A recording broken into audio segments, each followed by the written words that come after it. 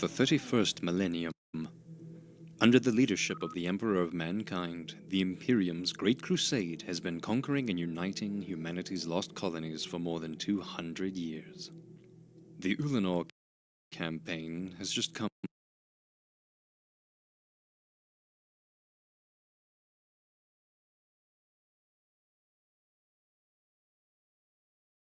to an end. The combined forces of 100,000 Space Marines, more than 8 million troops of the Imperial Army, as well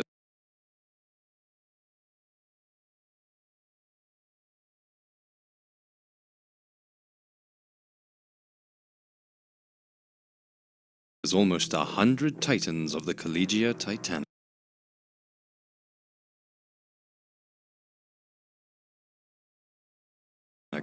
successfully defeated the largest force of orcs the Imperium had ever faced. The orc overlord Erlak Erg had been killed in hand-to-hand combat by Horus Lupercal, Primarch of the 16th Legion called the Lunar Wolves. As well as with their leader slain, the Greenskin Empire disintegrated into smaller war bands. The splintered remnants of the orcs were ruthlessly hunted down across the Ulanor system and ultimately destroyed. 100 Titans of the Collegia Titanica. After this overwhelming victory, it was believed that the orcs would never again be able to pose a serious threat to the Imperium of Mankind. And so this important battle marked a new chapter for humanity's Great Crusade. The Orc Overlord, confident in their success and ready to transfer responsibilities, the Emperor raised Horus to the rank of Imperial War Master, granting him the authority to command his brother Primarchs and their Astartes legions in the Great Crusade. In light of this majestic event, the Emperor also suggested that the Lunar Wolves should be renamed to the Sons of Horus. But the ever-diplomatically minded Horus humbly refused the honor so as to not agitate his brother Primarchs. At the same time, the Emperor established the Council of Terra, entrusting Malkador the Sigillite with powerful psyche to lay the foundations of the Imperium's first large-scale bureaucracy that we would come to know as the Emperor's Staff. One of their first orders was the increased involvement of remembrance to document the achievements and their Astartes legions in the Great Crusade. The transfer of responsibilities freed the Emperor from his direct command duties, allowing him to return to the Imperial Palace to continue working on his secret project. However, in this moment of victorious glory, the Emperor's announcement had come unexpectedly. At the same time, and his decision to the wills of the assembled Primarchs. The mystery around the Emperor's sudden retirement and the blatant preferential treatment of Horus would mark this moment as the beginning of tensions between the Astartes legions. However, after the extensive victory celebrations on Ulanor had come to an end, the Great Crusade would resume, and the Space Marine legions continued their conquest amongst the stars once more. The 63rd Expeditionary Fleet, under the personal command of Horus himself, had since subjugated 18 systems. By chance, their scouting elements ahead of the Expeditionary Fleet had recently discovered a new human-inhabited system comprising 9 civilized planets. The 63rd Fleet made their way towards the system, which they simply designated as 63-19, as it would soon become the 19th tally of their conquest. According to protocol, upon arrival in a new system, the fleet would make the newly discovered humans an offer to join the Imperium out of their own free volition. And so a diplomatic delegation led by the popular Lunar Wolves captain Hasta Sejanus was sent to the surface to negotiate a treaty. The planet's local leader, who, surprisingly enough, also called himself the Emperor of Mankind, was delighted to receive these ambassadors of the Expeditionary Fleet. However, once he was informed of their purpose to bring their small civilization into the fold, he immediately refused their proposal. In their isolation and ignorance, the small empire of 63-19 ironically considered itself to be the epitome of civilization and the true origin of humanity. In his misguided grandeur, the false emperor was in fact insulted when Sejanus refused to swear fealty to him. He ordered his elite palace guards, the so-called Invisibles, to kill the Space Marine delegation. This unprovoked hostility would of course not go unanswered. The death of his favorite captain enraged Horus and left him with no choice but to establish imperial rule by military force. A new delegation was sent to the planet in a final attempt to convince the planet to capitulate without bloodshed. but this time it was accompanied by a huge armed force to enforce the subjugation. It would be their final chance to surrender, but before any further contact could be established, the invaders were already fired upon by their planetary defenses. And so a combination of Astartes and Imperial Army forces swiftly made planetfall and ruthlessly assaulted the capital of System 63-19. Stormbirds and drop pods started landing on the surface. The invaders' firepower was overwhelming, and before long almost the entire city was in control of the Lunar Wolves. Whilst the Imperial Army units secured the city, the Space Marines made their way to the Imperial Palace to find this false Emperor. After fierce hand-to-hand combat, the Astartes completely wiped out the stealth-cloaked palace guards. While these Invisibles had been a formidable fighting force in their own right, and even managed to take the lives of a few Astartes, they ultimately proved no match for the battle-ready Lunar Wolves. Garviel Loken, captain of the 10th Company, ascended to the highest levels of the palace and was the first to reach the throne room. It was a beautiful structure made of enormous white plastered walls and glass roofs. In the throne room of the false emperor stood a massive golden throne. The impressive architecture of the royal structures would become inspiration for parts of the imperial palace back on Terra that was still under construction. And many of the splendid ornaments here would later even be moved to Holy Terra to decorate it.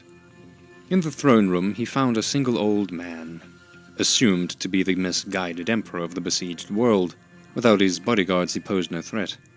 Loken tried convincing him of the ignorance of his resistance, but the false emperor would not believe that a far grander empire of humanity was already uniting amongst the stars beyond his own system, and still refused to surrender.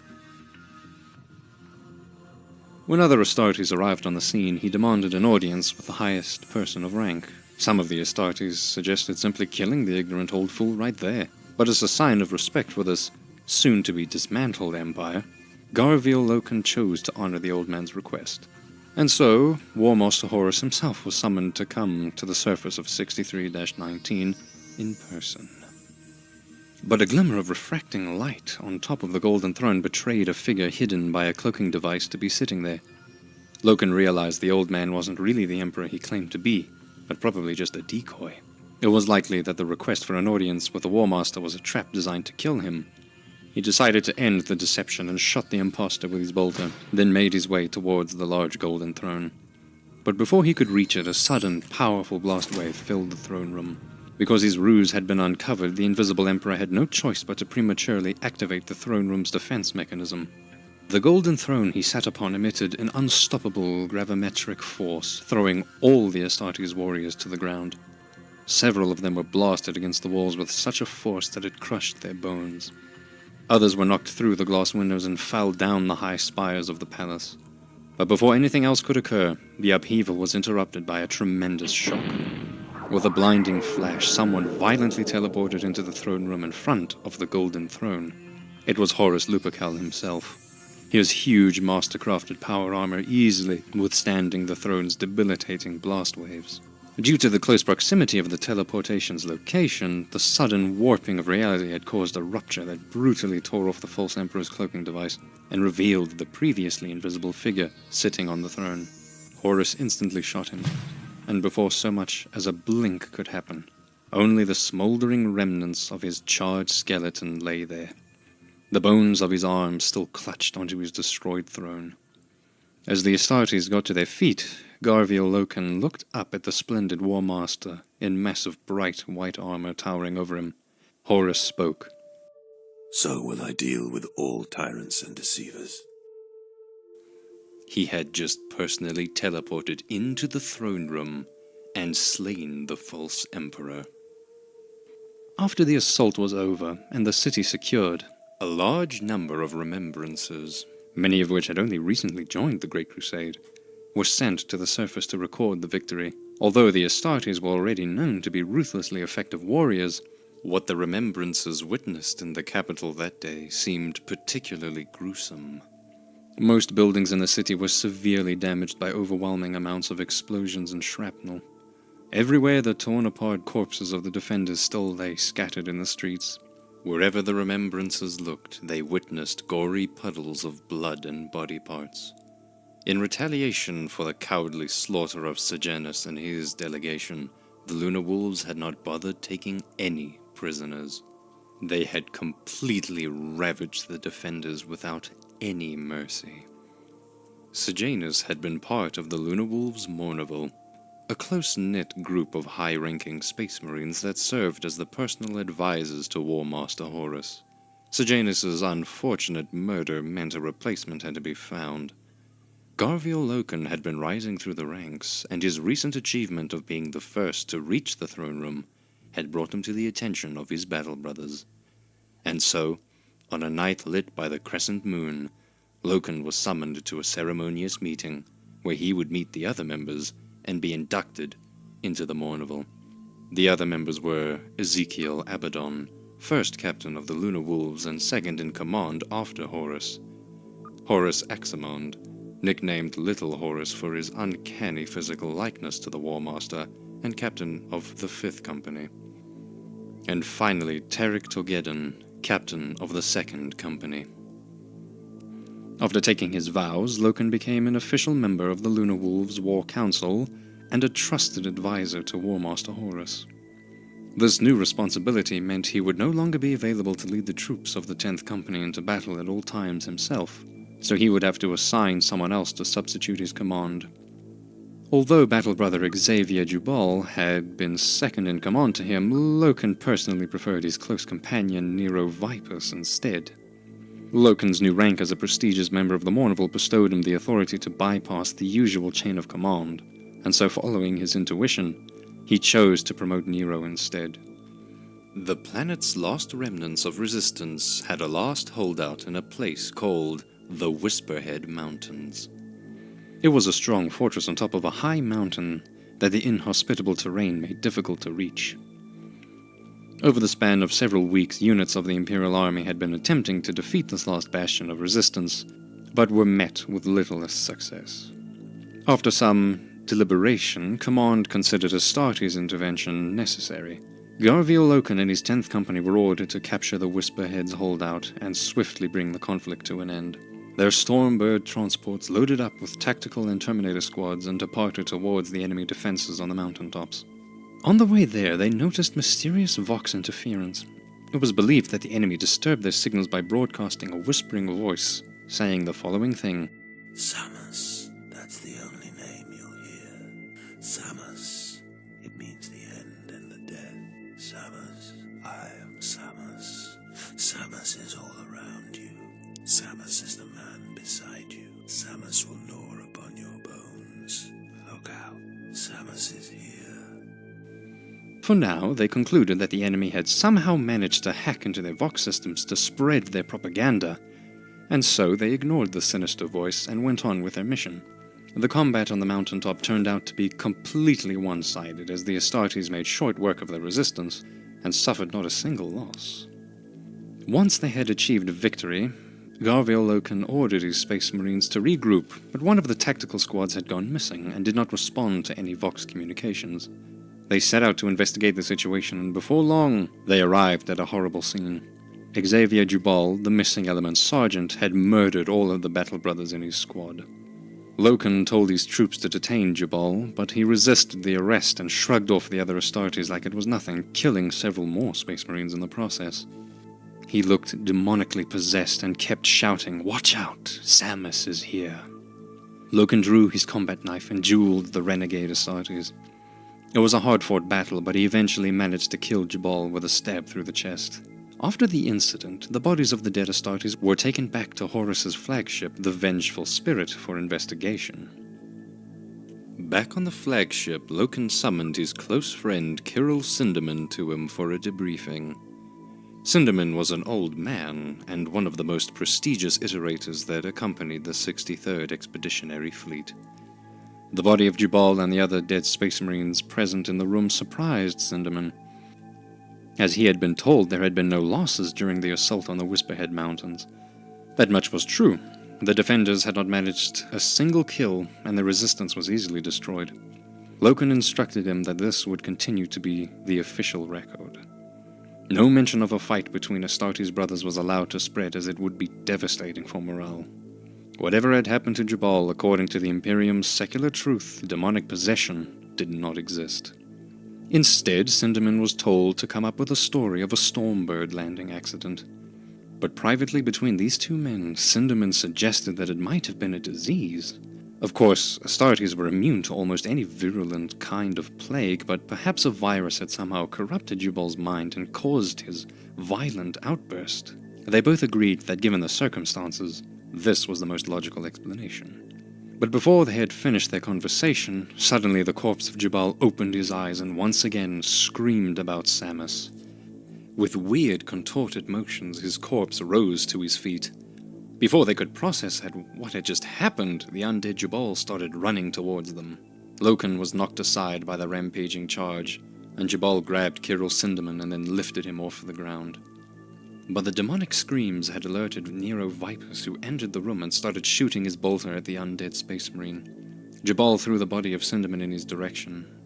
The old Remembrancer would have died right there if Nero had not managed to catch him and break his fall. But the rescue allowed the demon to escape the room. Jabal made his way through the hallway where he encountered the Pict Recorder, Euphrates Keeler, and several other remembrances. He killed 2 of them in a brutal fashion, ripping their guts out, and with a wide, gaping demonic mouth, bit one of their heads straight off. Before he could kill the other Remembrancer, Loken and Nero chased it down and began shooting their bolters on full auto. It took 90 bolter rounds before the monstrosity would stop moving. Not that there was much left of the mangled corpse of Jabal, but they decided to use a flamer to incinerate his remains nonetheless, to make sure he wouldn't get up again. After the horrific event, War Master Horus came to speak with Loken. Despite being only a new member of the Mournival, he would be trusted with the truth. Horus explained to him that Jubal had been possessed by the warp. Loken was surprised, as such a concept seemed to be against the Imperial truth. But Horus explained to him that a demon like Samus is essentially nothing more than a poorly understood warp entity. The word demon was simply a non-scientific superstitious term for some kind of alien species from the warp. Although it has no physical manifestation, ultimately it was not so much different to the Eldar or the Orcs.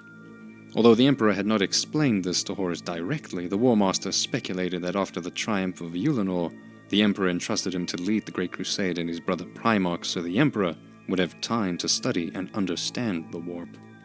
He told Loken that although the warp works in mysterious ways, it isn't sorcery. Surely the Almighty Emperor would eventually find a way to bring the entities of the warp to their knees, just like everything else that had stood in the Imperium's way before. Rational mastery over the warp would soon dispel any superstitions about demons and gods. Although confusing, all of this was in accordance with the Imperial truth. What Horus did not tell Loken, however, was that he was already harboring doubts about these truths himself. His trust in the Emperor's decisions was waning. His insecurities had led the War Master to seek more advisors than just the 4 members of his Mournival. Most notably amongst his new counselors was Erebus, the first chaplain of the Word-Bearers Legion. Their Primarch Lorgar and his legion had a proclivity for the religious, although this went against the rules of the secular Imperium. They had worshipped the Emperor himself. For this disobedience, they would eventually be severely punished when the Emperor ordered Rabut Gilliman, Primarch of the Ultramarines, to assault the Word-Bearers' capital Monarchia and have all of its sacred sites destroyed. After this humiliating event, the Word-Bearers chose to focus their attention on other deities instead. In their search for the divine, the Word-Bearers came to develop a deeper understanding of the warp and its demonic entities than most. In order to effectively counsel the War Master on these matters, First Chaplain Erebus had been invited to personally accompany the 63rd Expeditionary Fleet. Although frowned upon, the concept of private warrior lodges where Astartes of the Great Crusade could circumvent the strict hierarchy of rank and instead speak from man to man had spread throughout many of the legions. These unofficial lodges were a way for the soldiers to fraternize and speak their minds without fear of repercussion. Garvio Loken was against these sorts of secret gatherings. He believed that the secrecy of the lodges would lead to even more secrecy and eventually to division within the Legion itself. After he had found a large membership badge on Jubal's dead body, he began to question to what extent the lodges had been taken hold within the Lunar Wolves Legion. To find out, he attended a large meeting where his second-in-command Nero Vipers was present. But after experiencing for himself the positive effects on brotherhood these private conversations could have, he somewhat softened up to the idea of the warrior lodges. The expeditionary fleet received a distress call from a planet that had aptly been named Murder. The Blood Angels Legion had already attempted to conquer the planet, but had run into fierce resistance against an alien force called the Mega Arachnids.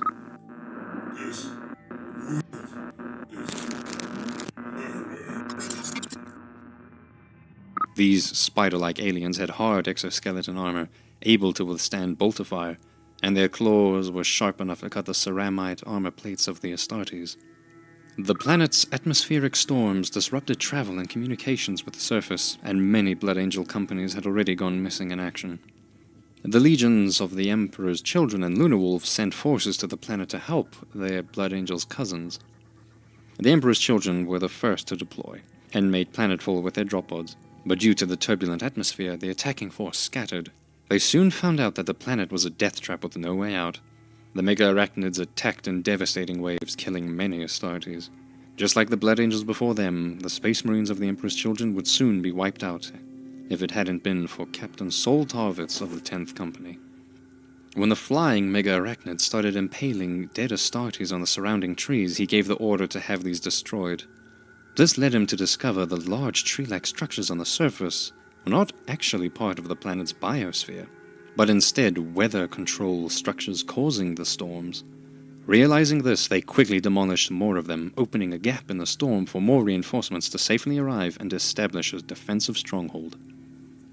Sanguinius, Primarch of the Blood Angels, personally came to the surface. Upon seeing so many of his legion massacred, he wept. He asked Horus for assistance to avenge the fallen Space Marines, and so together the three legions started a campaign to wipe out the abominable Spider Xenos. In this ruthless 6-month campaign, they were even assisted by a Titan Legio of the Mechanicum.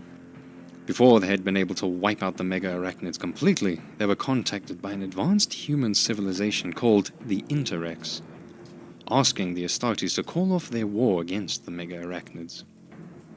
The Interrex appeared peaceful, and so their request was obliged for the time being. Diplomatic negotiations were taking place on their home planet Zenobia, but the Interrex were hesitant to join the Imperium. Although they initially wanted to, their fear that the Imperium of mankind might be tainted by the forces of chaos slowed down diplomacy.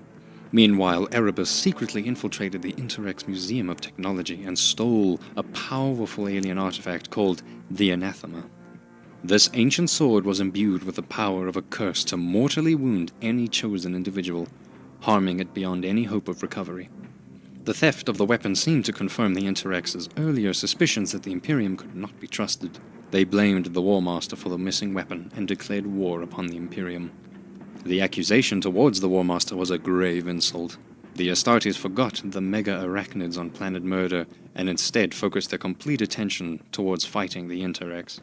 After a lengthy, strenuous battle, they eventually managed to wipe out the Interrex civilization completely. After the War of Extermination on Zenobia, Sanguinius convinced Horus to finally rename the Lunar Wolves Legion as the Emperor had initially suggested. Directly encouraged by his brother, this time Horus agreed. And so the 16th Legion became known as the Sons of Horus. They changed the color of their armor from white to green.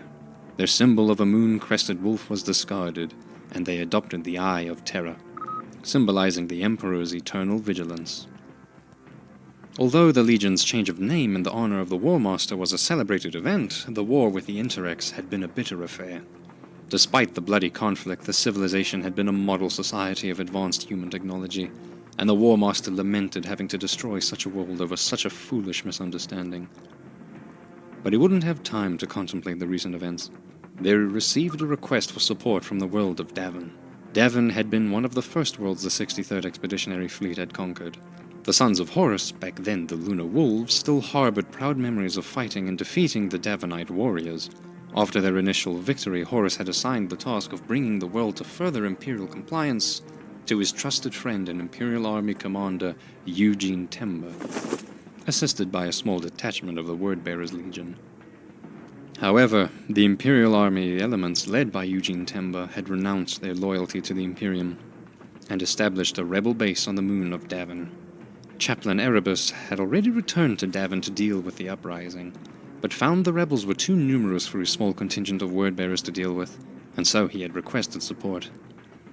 It was the first large-scale rebellion by Imperial forces that had taken place since the start of the Great Crusade, and a considerable blemish on the War Master's otherwise impeccable records.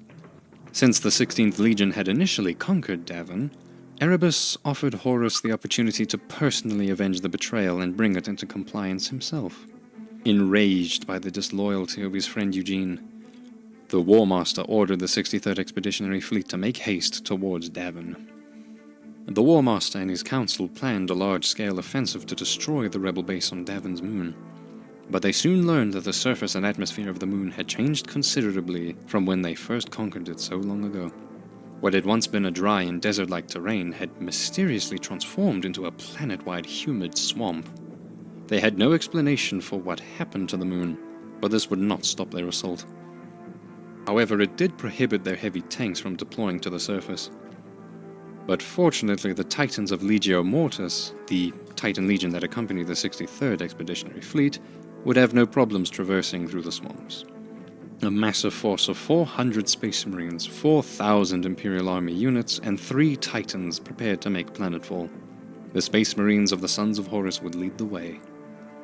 But during the descent, the Astartes Stormbirds picked up an audio signal from the surface.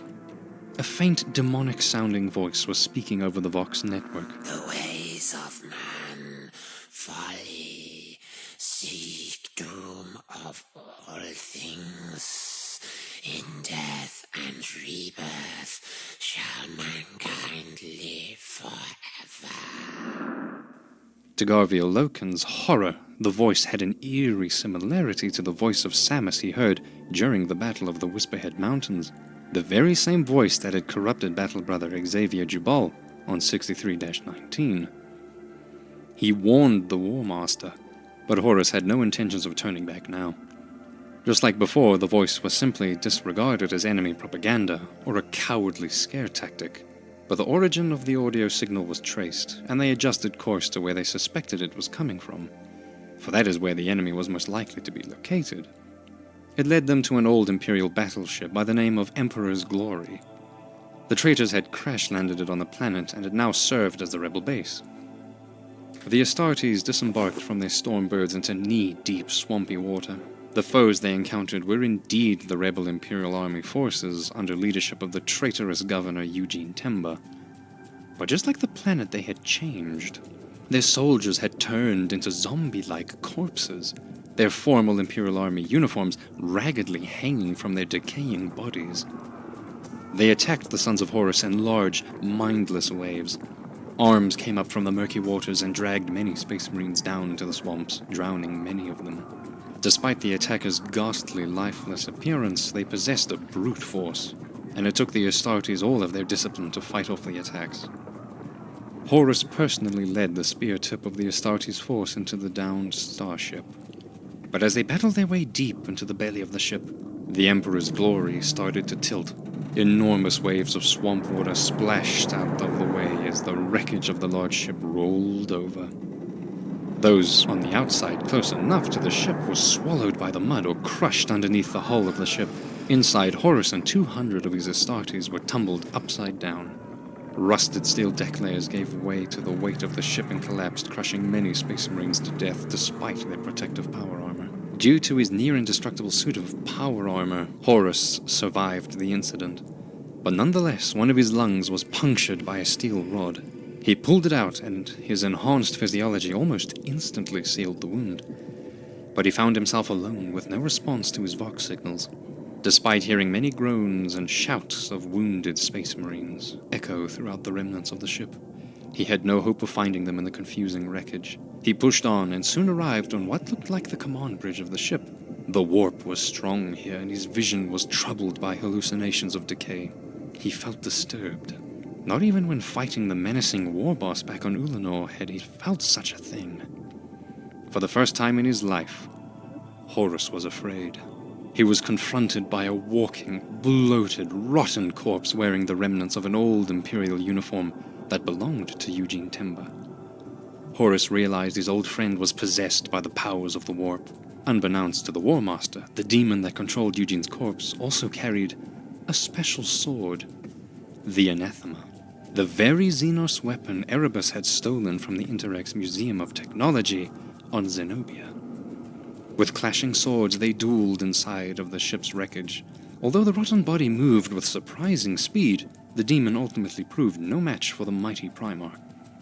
Horus wanted to bring an end to the horrors swiftly, and so committed to a murderous but reckless stroke. As he struck down his foe, the stolen anathema blade pierced his arm. The demon lost control of the Xenos sword, and both fell down to the ground. Without the blade, the demon was defeated, and it departed from the decaying body. Relieved of the demonic possession, for a moment the real Eugene Timber came back to himself. His mortally wounded body still bloated and rotten, but alive. With his last breath, he asked Horus for forgiveness, and then died right there in the Primarch's arms. In the lowly bowels of the wrecked ship, Horus was overcome by emotion and wept for his lost friend. Outside of the ship, the Legio Mortis had arrived.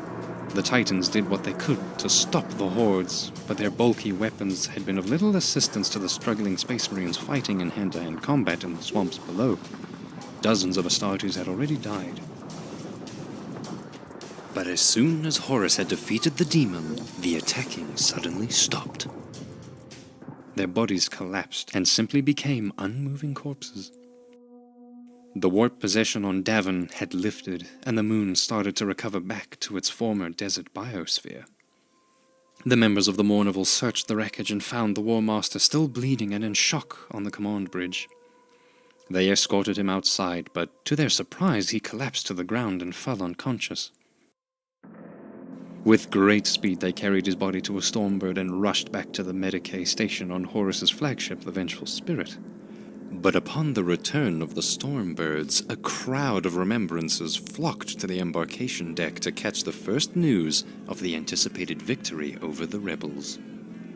But Horus was in a critical condition, and the Mournival was in no mood to slow down for the crowd of people that were now blocking their way. They violently clubbed and pushed themselves apart through the assembled mob, killing more than a dozen remembrances and crew members on their way to the Medicae. But unfortunately their haste would not be rewarded. No matter what the Legion's apothecaries tried, they could not heal his wound. The mysterious mortal wound caused by the anathema was beyond their knowledge. The cut in his arm would not stop bleeding, and if nothing was done, the War Master would eventually bleed out and die. Garvio Loken, Terek Torgeddon, and Nero Vipus rushed back to the surface in search of the weapon that had caused the wound in hopes that it would help them find a cure. They found the anathema in the wreckage next to the rotting corpse of Eugene Timber where Horus had slain him. Garvio recognized the blade. He had seen it in the Interrex Museum on Zenobia before it was stolen. Only one person could have brought it to Davin before the 63rd Expeditionary Fleet had arrived. Erebus. But why? What would anyone have to gain from killing the War Master? Who else was behind this plot? Whatever the answer to these questions might be, it was already too late. The other two members of the Mournival, Abaddon and Axamond, had remained on the Vengeful Spirit, while Horus was slowly dying. They had been summoned to an emergency warrior lodge meeting by Erebus.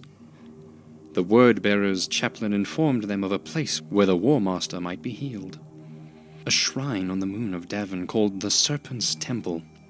It was clear the Legion's apothecaries would not be able to save him, and so the arcane healing methods of the Davin shaman was their last hope. Desperate for anything that could keep their beloved Primarch alive, they followed Erebus's advice. They had put the unconscious body of Horus in a stasis field to prolong his life, and quickly brought him to the temple on the moon's surface. When the others finally arrived at the temple, the gates had already been locked and sealed. Abaddon, Axamond, and several other sons of Horus stood guard outside, but Chaplain Erebus was nowhere to be found. The Astartes blocked the way in to prevent anyone from interrupting the healing ceremony that had already begun. All of them had their bolters ready and loaded in case of conflict. Loken was reluctant to fight his own sworn brothers, and was ultimately forced to yield to their questionable decision.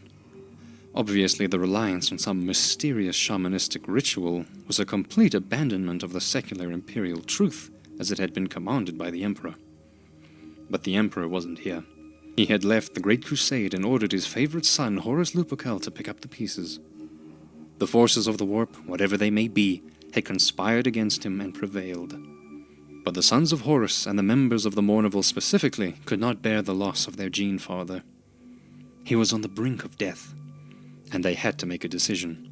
And so, despite everything the Imperium stood for, in a desperate move, the fate of Horus was put in the hands of these witch doctors. After 8 days, the gates would open again, and the sons of Horus would find out if the War Master would live or perish.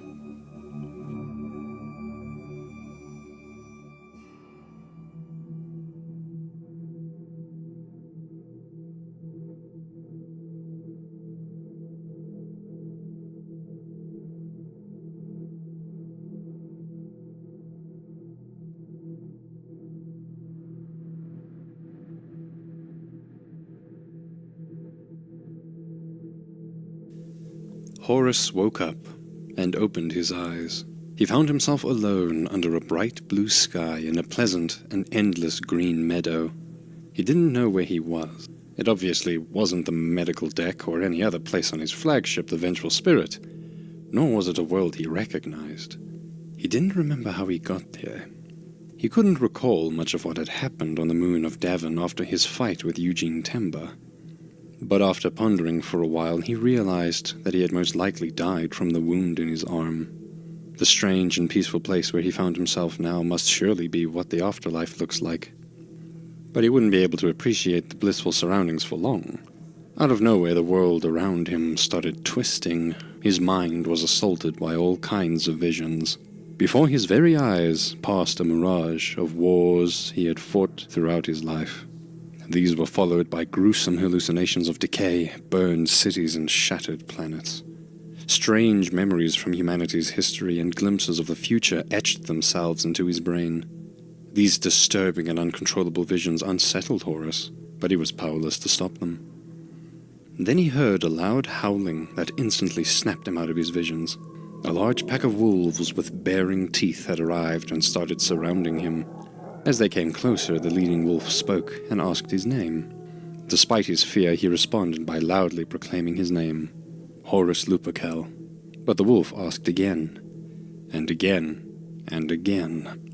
But every time Horus answered, the growling pack circled in closer.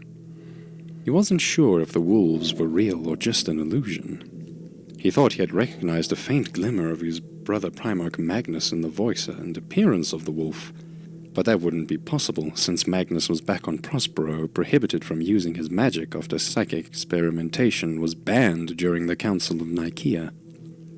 If this was the afterlife, then surely it must be hell. The confused Horus could take no more, and he started running to escape from the feral animals. The wolves chased him for what seemed like an eternity, until he had lost all sense of time and direction. By now, the day had turned to night, lit by a bright moon. He arrived at a deep water-filled crater, and in his panicked escape from the wolves, hurled himself into the void where darkness once again enveloped him. Meanwhile, inside the Temple of the Serpent Lodge, the Davinite shamans were going through the rituals of their dark magic to keep the dying Horus trapped inside the warp. Erebus was there and ready to perform the final act of his treachery. The plan was for him to enter the warp in order to manipulate Horus into betraying his oath to the Emperor. Within the warp, his true identity could be concealed.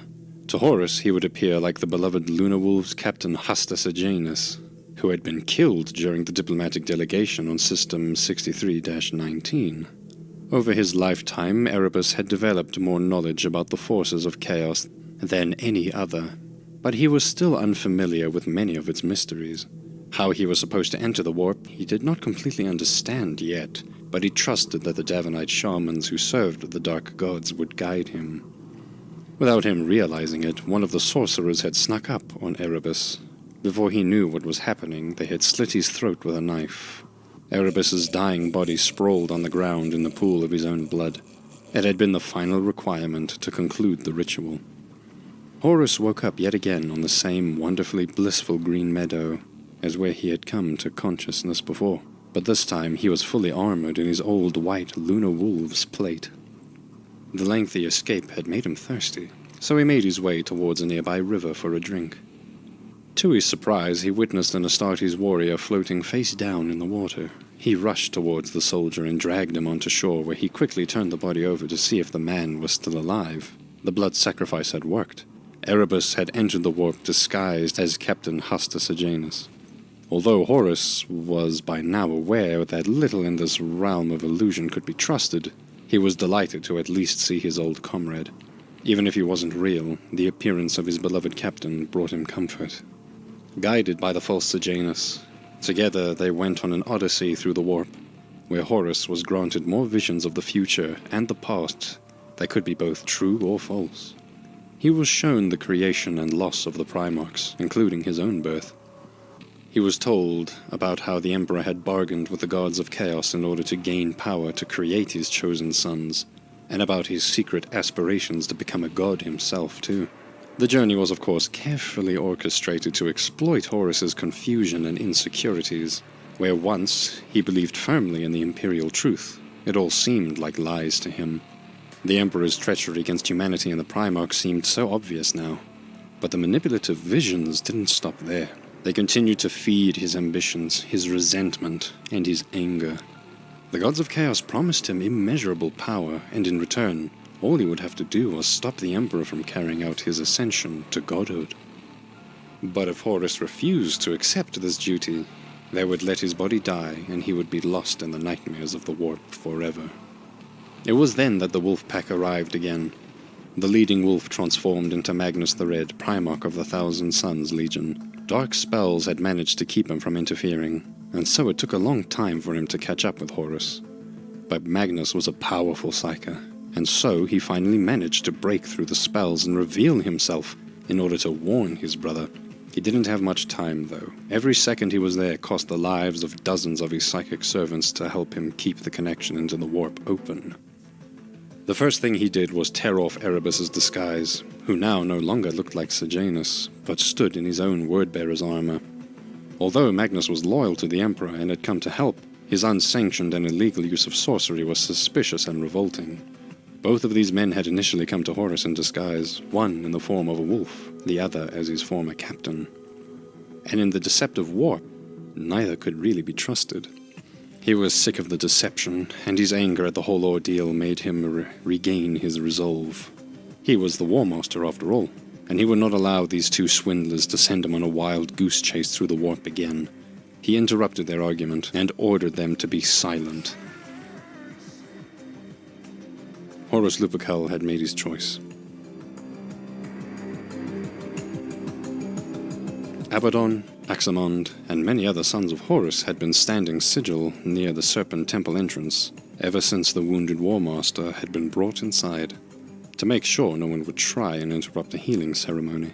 A large crowd had joined them, made up of the Vengeful Spirit's ordinary human crew members who had set up camp outside, desperately waiting for their revered War Master's return.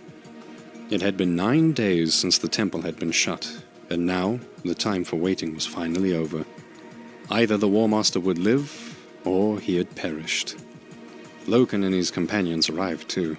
All of the Astartes had their weapons ready and loaded in case there was any trouble. Nobody knew what to expect. The fate of their beloved legion hanged in the balance, and only the return of their Primarch could set things right once again. But whatever disagreements the members of the Mournival still had, at this moment they set their differences aside, and together they anticipated the opening of the gates. The huge doors made a loud crack as they slowly began to open. Out of the Serpent Temple strode the War Master in his magnificent power armor. He carried his sword high above his head to symbolize the wound in his arm had completely healed. Although a Primarch was always an astonishing sight to behold, Horus looked more vitalized than ever before. The crowd burst out in a roar of elation and triumph. With a near-deafening volume, the crowd chanted, "Lupercal, Lupercal." The War Master had survived. The Legion had been saved. The 63rd Expeditionary Fleet soon recovered its personnel from the moon's surface. With the War Master in good health, there was no reason to waste any more time. A new Imperial commander was assigned to replace Eugene Temba and enforce Imperial compliance, and then they made ready to depart the Davin system. Back on the Vengeful Spirit, the deadly event on the embarkation deck when the Mournival had violently pushed Remembrances and crew members out of the way, killing several of them, had not been forgotten. The tense mood on the ship was palpable. After the many strange events that had been taking place, several Remembrances had become disillusioned with the Imperial truth. When the iterator Kirill Sinderman had attempted to decode the facial tattoos of Erebus using the Book of Lorgar, he accidentally summoned a lesser demon of chaos onto the ship that burned a large part of the librarium and its archives. But by the power of the Emperor being channeled through the Pict recorder Euphrates, she ultimately managed to banish it back to the warp. And so many members of the crew started to believe that the Emperor was in fact a benevolent god that could protect them, and their faith slowly started to spread to the rest of the expeditionary fleet. A cult called the Lectitio Divinitatis had now been established on the flagship. Their members gathered in secret meetings, but every once in a while these would be discovered and violently broken up by the Astartes. This violence against civilians further deteriorated their trust in the War Master. But now that the Great Crusade would continue, a sense of normality returned to the fleet. Before the disrupting events on Davin, the War Master's 63rd had been en route to Sardis, on a rendezvous with the 203rd Expeditionary Fleet, led by Angron, Primarch of the World Eaters. Together, they had organized a campaign of compliance in the Chiades cluster. But after this miraculous revival, Horus had different plans.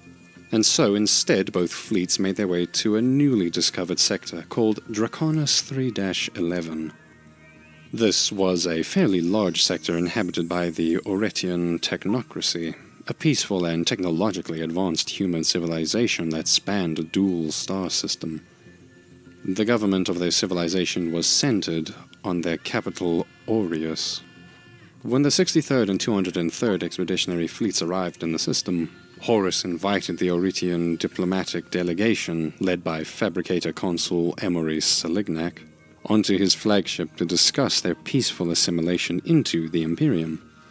The Oretian Guard units, although not physically enhanced, wore armor very similar to the battle plate of the Astartes. And yet, this was the very first time they had been in contact with each other. The reason for their technological development was simple. They possessed a fairly large database of STCs. Humanity had taken these standard template constructs with them amongst the stars during the age of technology. Especially to the knowledge-obsessed Mechanicum, such a wealth of information was of immeasurable value. Even after the Great Crusade's centuries of conquest, it was believed the vast majority of the original database was still missing from the Imperial archives. To find even a single new STC was a price beyond imagination. And here was a civilization that owned many intact blueprints. Mechanicum representative Regulus, a tech priest who was part of the War Master's Council, quickly brought the topic of STCs into the discussion. The Fabricator Consul did acknowledge his civilization's reliance on the old technology, and confirmed his possession of many STCs that the Imperium had not yet found. Upon learning this fact, Horus immediately shot the Fabricator Consul in the face with his bolter, and ordered the rest of the delegation murdered as well. The official Imperial record of their meeting would be that the Oretians had tried to assassinate the War Master. But what really happened was that Horus had simply found what he was looking for. With the existence of this many STCs confirmed, he no longer had any need for diplomacy. Instead, he ordered them to wipe out the Oretian technocracy and discreetly secure their entire STC database.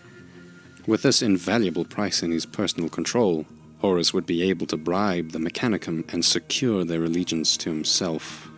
With the promise of many invaluable STCs, Regulus was dispatched back to Mars to sway the Fabricator General Calbor Hell to the War Master's side.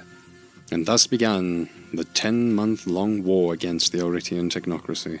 It was a hard-fought battle, but ultimately the Oretians stood no chance against the combined might of the Space Marine legions. Even Fulgrim, Primarch of the Emperor's Children, was making his way to the system to join the battle. The cooperation of the three Primarchs would be the perfect opportunity to lay the foundations for the civil war that was about to come.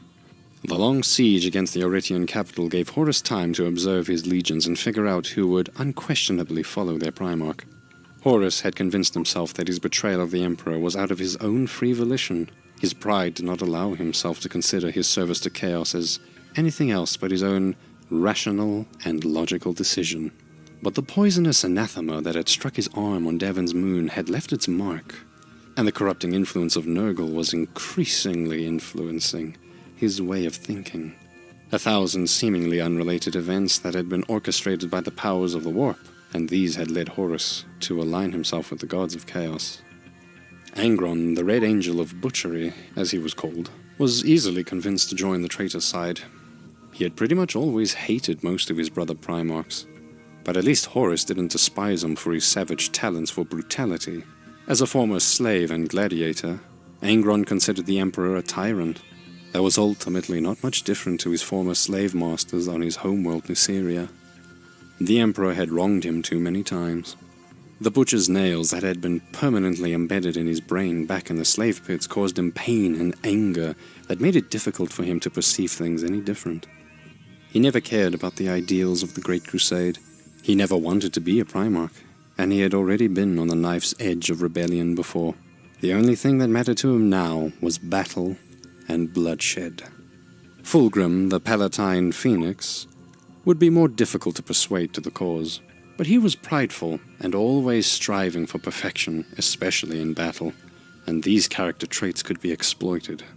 When his trusted apothecary Fabius made the suggestion of tinkering with his legion's physical enhancements, Fulgrim, in his quest for perfection, was seduced to authorize these heretical experimentations. Further biological augmentations, even those inspired by Xenos, could make his warriors stronger, more effective in battle, and more perfect. These experimentations would be secretly performed on those highest in command and most loyal to the Legion. On several occasions, these upgrades did in fact turn out to be rather effective and made the Emperor's children who had undergone these operations even deadlier than before. The fact that the Emperor's perfect creation of the Astartes turned out to be rather easily improved upon by Fabius led Fulgrim and his legion on the road towards disillusionment with the incomplete work of his father. In the aftermath of the Emperor's children's xenocide against a serpentine alien species called the Lair, Fulgrim had come into possession of a new and perfectly crafted sword he had found on their planet. Unbeknownst to the Primarch, this silver blade of Lair was host to a demon of Slanesh, the very chaos god that had been brought into existence by the Eldar's unbelievably disturbing pursuit of hedonistic excess. Eventually, Fulgrim started to notice the effect the artifact had on his way of thinking, especially when he was carrying the blade, but his pride did not allow him to see the danger in such a trivial thing. He was, after all, the most perfect Primarch, destined to carve out his own fate. And so, the whispering voice coming from the sword slowly but surely began to exploit his insecurities and chip away at the Primarch's resolve. After the campaign of extermination, he received contact from an Eldar delegation under the leadership of one of their most powerful psykers, by the name of Eldrad Ulthran. Through his incredible foresight, he had seen the treachery that was about to unfold, and he contacted Fulgrim in order to warn him about the plans of his brother Horus. Fulgrim agreed to meet the delegation and invited them to his own flagship, the Pride of the Emperor. However, the Primarch became enraged at the Eldar's preposterous suggestion about the supposed disloyalty of the War Master. He could not tolerate such an insult and refused to heed the warning. Encouraged by the demonic blade, Fulgrim exploded with rage and attacked the delegation. The meeting with the Xenos ended in bloodshed, but they managed to escape his flagship through teleportation. His 28th Expeditionary Fleet finally rendezvoused with his brother Primarchs to join the war against the Oretian technocracy. For a brief moment, Fulgrim reconsidered the words of caution the Farseer had shared with him. Had the Eldar spoken the truth, or had it just been a depraved attempt to sow division amongst the forces of the Imperium? Upon arrival, Fulgrim's ships were in a perfect position to attack and destroy the unsuspecting fleet of the War Masters floating in orbit around Aureus. If the warning was true, perhaps it was his duty to do exactly just that. With a single order, he could have the entire flotilla, including the Vengeful Spirit, destroyed and prevent the civil war right there and then. but the demonic sword that hung at his side tempered his suspicions. Fulgrim just couldn't believe Horus would betray the Imperium. And so, he instead ordered a shuttle towards Horus's flagship to personally meet with his brother and discuss everything that had happened since the event on Davin's moon.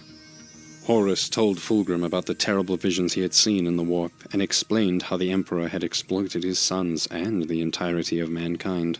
As long as Fulgrim could remember, he had always strived towards perfection, to become just like the Emperor himself.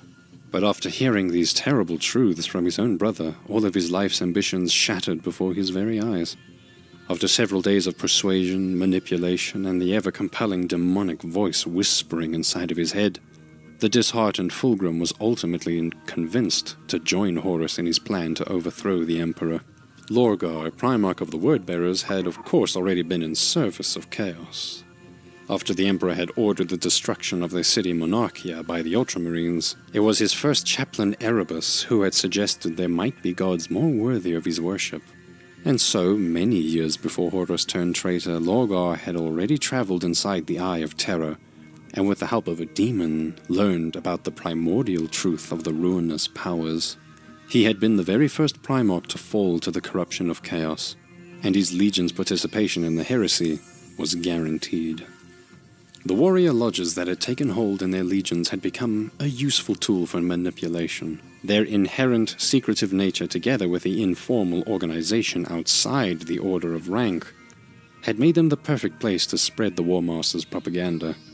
Through these covert meetings, Horus's new ideas were carefully and deliberately dispersed throughout their ranks. Since it was not understood why the Emperor had returned to Terra and abandoned his legions, many Astartes could be convinced to change the priority of their allegiance towards their own Primarchs. There were in fact very few left who had fought directly by the Emperor's side during the early days of the Great Crusade. Most of them had died during the many bloody conquests, and so the old guard had gradually been replaced. Times were changing, and many accepted the new way of things. Those battle brothers who did not agree with this worrisome development that was taking place within their once-beloved legion eventually stopped attending such meetings and became isolated. This made it easy to identify those who would never forsake their oath of loyalty to the Emperor. If they could not be trusted to perform their Primarch's orders under any and all circumstances, they would have to go. For the rebellion to succeed, unquestionable obedience would be required, and those who did not fall in line were put on a blacklist to eventually be purged from their legions. When the Istvan system rebelled against the Imperium, it presented the War Master with the perfect opportunity to carry out these plans. Crushing the uprising would provide a believable pretense under which Horus could continue to gather the legions loyal to him without garnering any suspicion. Istvan also lay in the outer reaches of the Segmentum Obscurus, far away from the prying eyes of Terra and the Emperor. The War Master's dark plans would be obscured by the great distance, and the gods of chaos could provide assistance by conjuring up convenient warp storms to hinder communications and travel between this region of space. And so the sons of Horus, Emperor's children and World Eaters set out towards Istvan, where they would be joined by Mortarion, Primarch of the Death Guard. The Primarch of the 14th Legion was cold, rational, and developed a deep-seated mistrust of the Emperor's tyrannic nature. From all these brothers, only Horus had earned his respect and his friendship. When the great treachery unfolded, he was impressed by how far Horus's plan had already progressed. When the time to choose allegiances finally came, he chose to be loyal to the War Master and pledged his legion to the cause. With such a great force under his command, Horus could afford to send Fulgrim and parts of his 3rd Legion to the Kalanides system to reinforce Ferrus Manus, Primarch of the Iron Hands. He would be sent to assist in clearing an orc infestation on Kalanides IV. The Palatine Phoenix was, however, given instructions to figure out to whom the 10th Legion's loyalties would be if a civil war broke out. The two brothers had always shared a very close companionship, and if anyone could convince Ferrus Manus to side with the War Master, it would be Fulgrim. The War Master's force got their first taste of battle against the Istvanians on one of their most outer planets called Istvan Extremis. The planet was an observation station whose powerful monitoring and communication systems supported the Istvan fleet. To have any hope of striking against the capital on Istvan III, This critical link in the enemy's defenses needed to be destroyed first. Lord Commander Eidolon's 1st Company of the Emperor's Children and the Death Guard's 7th Company under leadership of Nathaniel Garu would lead the assaults. The Astartes loaded into their Thunderhawks and made their way towards the surface. They would soon find out that the Istvanians were no pushovers, and the fighting was fierce. The rebellion of the Istvan sector had gone unnoticed for many years, and once the Imperium arrived in force to enforce compliance, the defenders had been able to muster a strong army to meet them. Their defensive network of robust Imperial origin, and since improved upon, was formidable. Although their soldiers lacked melee expertise, their ranged weapons were powerful enough to wound even Astartes. But perhaps more worrisome was that their culture had become faithful worshippers of Slanesh. Their fealty to the Prince of Pleasure had been rewarded by granting them the power of the war singers, vocalists who through magnificent song could control the body, mind, and soul of its listeners. They used their songs to command Istvanian soldiers in battle, and their concentrated high-pitched shrieks had the power to blow open the skull of an Astartes, killing them outright. These powers were not something to be trifled with. In the battle for Istvan Extremis, the Emperor's children suffered heavy losses, but in their quest for martial perfection continued fighting on, and even pushed the Istvan defenders back. Eventually, Lord Commander Eidolon, with the help of Sol Tarvitz, managed to kill the enemy's main commanding war singer. The duel had been a close call, nearly resulting in both their deaths. But the new biological enhancements on Eidolon's vocal cords implanted by apothecary Fabius allowed him to perform a screeching howl of deafening volume that overpowered the war singers and disabled her powers long enough for Eidolon to decapitate her. With their leader slain, the defenders had no hope of standing against the Astartes, and the battle ended with the slaughter of the remaining garrison. The Death Guard's forces had been badly bloodied too. During the fighting, their commander Nathaniel Garu, captain of the 7th Great Company, had lost his leg to a war singer's vocal attack. Between the many corpses on the battlefield, he lay bleeding out, and if nothing was to be done, he would soon die. He was a close companion of Sol Tarvitz. Despite being from different legions, during the many campaigns their legions had fought side by side, the two captains had become sword brothers, and inscribed each other's vambraces with oaths of friendship. In the aftermath of the battle, Tarvitz made sure Garu would survive his horrible wounds and live to fight another day. He would be equipped with a biomechanical leg that would eventually allow him to return to combat. For the time being, Mortarion assigned him command of the Eisenstein, an Imperial frigate in the Death Guard fleet, until he fully recovered. With the resistance on Istvan Extremis out of the way, the War Master's fleet now had a clear path towards Istvan III. The enemy's capital, called the Coral City, was now in reach, and they would soon be able to deal a crippling blow to the rebels. The city's east side lay against a huge mountainous ridge, so any ground-based assault could only attack from the west side. This part of the city was, however, well protected by a large outer wall and trench networks that would prove difficult to breach. Unfortunately for the Istvanian defenders, Horus wasn't planning a conventional ground attack. For the next stage of the War Master prepared the troops for drop-pod assaults directly into the heart of the city, where it would strike at the enemy's command posts. The large city had two important locations where the rebellion's leadership could be. The most likely place was the palace, where the Emperor's children and World Eaters would deploy and occupy strategic positions. The second suspected location was the large religious center called the Siren Hold, the spiritual heart of the city. This labyrinth of many complex and multi-leveled structures would prove difficult to capture, so this task was assigned to the Sons of Horus to deal with. The large part of the Istvan forces held up in the trenches on the city's outskirts. The Death Guard was tasked with holding this bulk of enemy troops engaged so the rest of the Astartes had time to secure their objectives. The tenacious battle in the trenches against the numerically superior defenders would be far from glamorous, but Mortarion's rugged legion was perfectly suited to this type of fighting, and the Death Guard Primarch did not object. With the three main objectives assigned, the lesser enemy targets would be distributed amongst the remaining companies from any of the legions. Although the battle plan made tactical sense, it was strange that the selection of companies that were assigned to this daring attack diverged from usual procedures. Under normal conditions, the prestigious honor of a main strike against an enemy capital would go to captains of the first companies, or even to the Primarchs themselves. But this time the troops seemed to have been picked at random.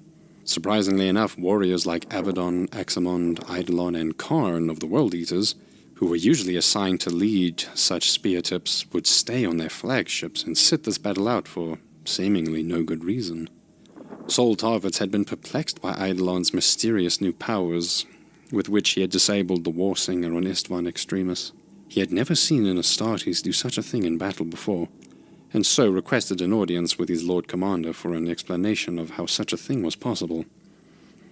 Eidolon explained that the bioenhancement had been sanctioned by their Primarch Fulgrim himself. As gratitude for his assistance in killing the War Singer, he offered the captain to undergo the operations as well. Worried about the heretical implications of such an experimentation, Sol Tarvitz declined the offer. Disappointed and suspicious of his refusal, Eidolon decided to assign Tarvitz to the strike force that was about to be sent down to their doom on the surface of Istvan III. Tarvitz was delighted by the opportunity to fight alongside his friends Loken and Torgeddon from the 16th Legion. But when he inspected the unusual list of companies appointed to the attack, he became suspicious of Eidolon's motives. Without notifying the Lord Commander, Sol Tarvitz met with Rylanor, a venerable dreadnought who served as the Ancient of Rights of the Legion. Rylanor had served with the Great Crusade since its very beginning, and held significant authority within their ranks. Tarvitz requested the honor of replacing Captain Edavokar, the previous standard-bearer and liaison officer to Lord Commander Eidolon, who had been killed in the battle on Istvan Extremis. If he was assigned this new role, somebody else could take his place in the drop-pod assault, and he could stay on the Andronius to investigate what was going on. Initially, Rylanor seemed suspicious of his motives, but he eventually agreed to the request and made sure Tarvitz would be replaced. The ancient dreadnought had not seen battle for quite some time, so with this opportunity he decided he would go to the surface of Istvan III himself to lead the troops in glorious combat.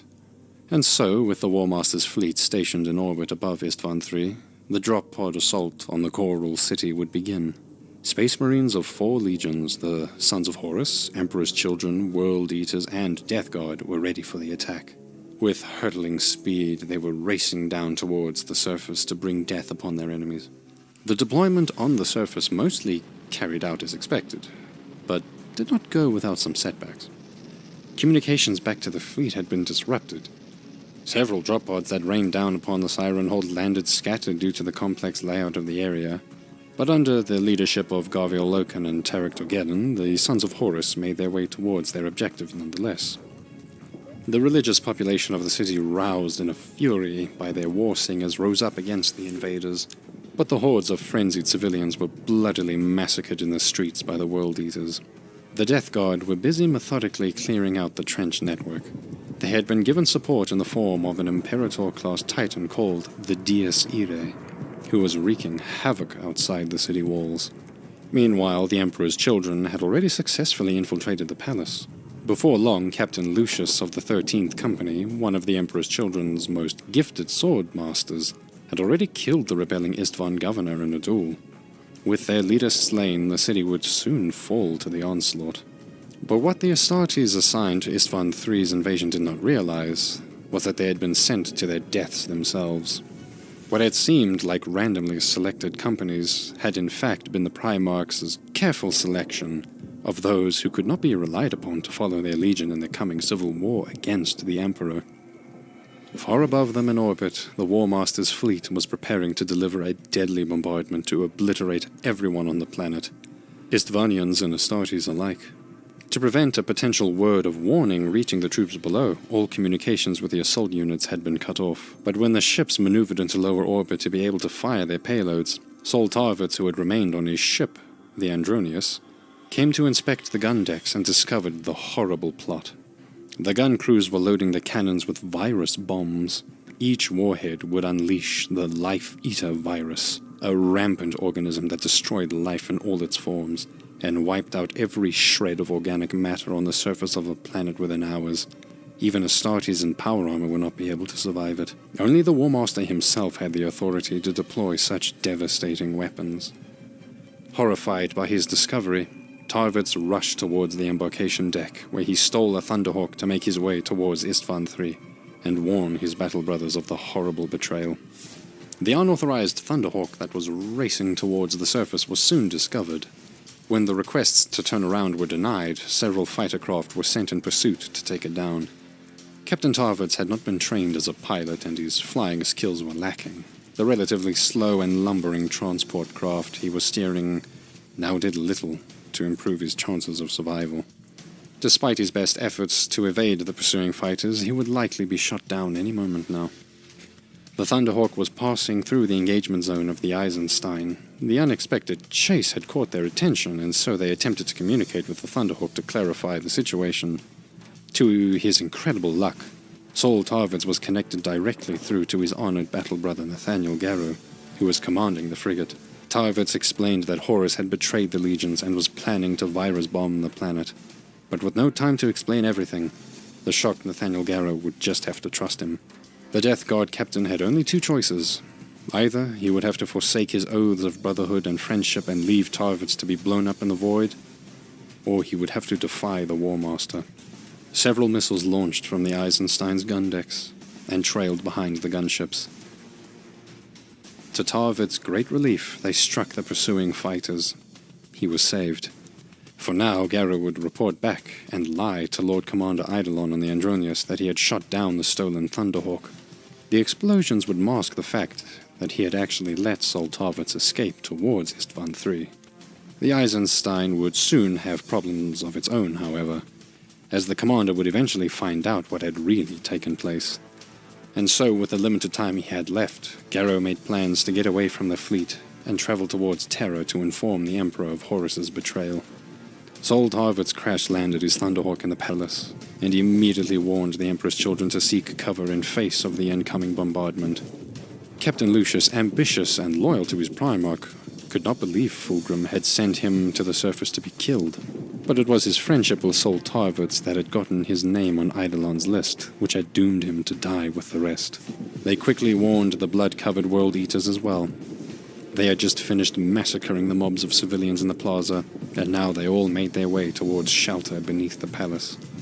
The units of Emperor's Children and Death Guard were contacted over the Voxnet to find cover. Overhead, they could already see the first streaks of an orbital bombardment coming in. And so, as swiftly as they could, Loken and Torgeddon led their troops deep into the catacombs of the Siren Hold, where they might have a chance of survival. Most of the Death Guard were about to be caught outside the walls in the open, however. The only shelter they had available to them were the small bunkers and dugouts of the trench network. The Imperator-class Titan Dies Irae had already been given orders from the fleet above to close all vents and seal itself from the outside air completely. Its weapons shut down and all hatches were airlocked, waiting for the impending bombardment. From the command deck of the Titan, they could see the Space Marines of the Death Guard below now desperately running for cover whenever it could be found. The Istvanians had clearly not received any such orders. Emboldened by what they perceived to be the Astartes retreating, and the seemingly disabled Titan, they moved out in the open to launch an attack on the invaders. That is when the first virus bombs exploded high above the Coral City. The huge explosions spread their deadly payloads far and wide into the atmosphere. Designed to kill every living thing on the surface of a planet, the viral strains released on Istvan III were the most efficient killers in the War Master's arsenal. The bombs were set to burst at numerous different altitudes and locations across the planet.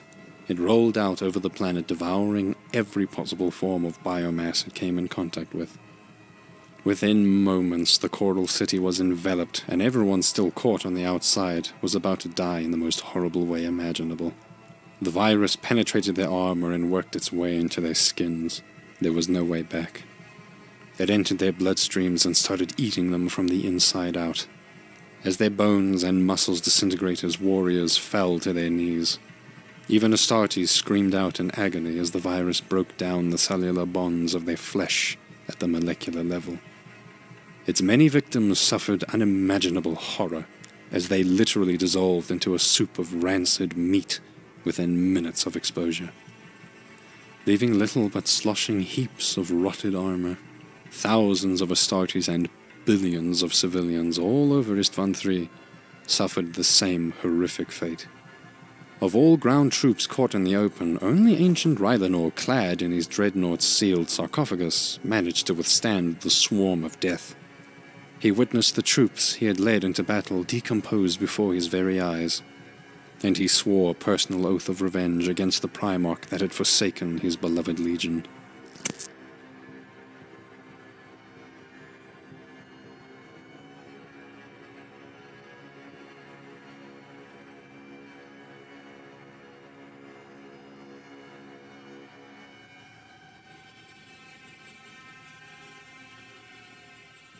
Meanwhile, the remembrances of the vengeful spirit had been summoned by the War Master to gather and witness the Battle of Istvan.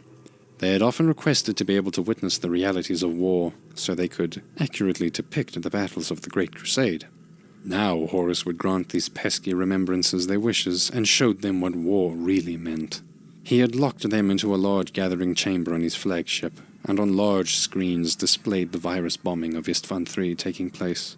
Having made his point very clearly, the War Master then ordered his Astartes to open fire upon the shocked crowd of remembrances to kill all of them.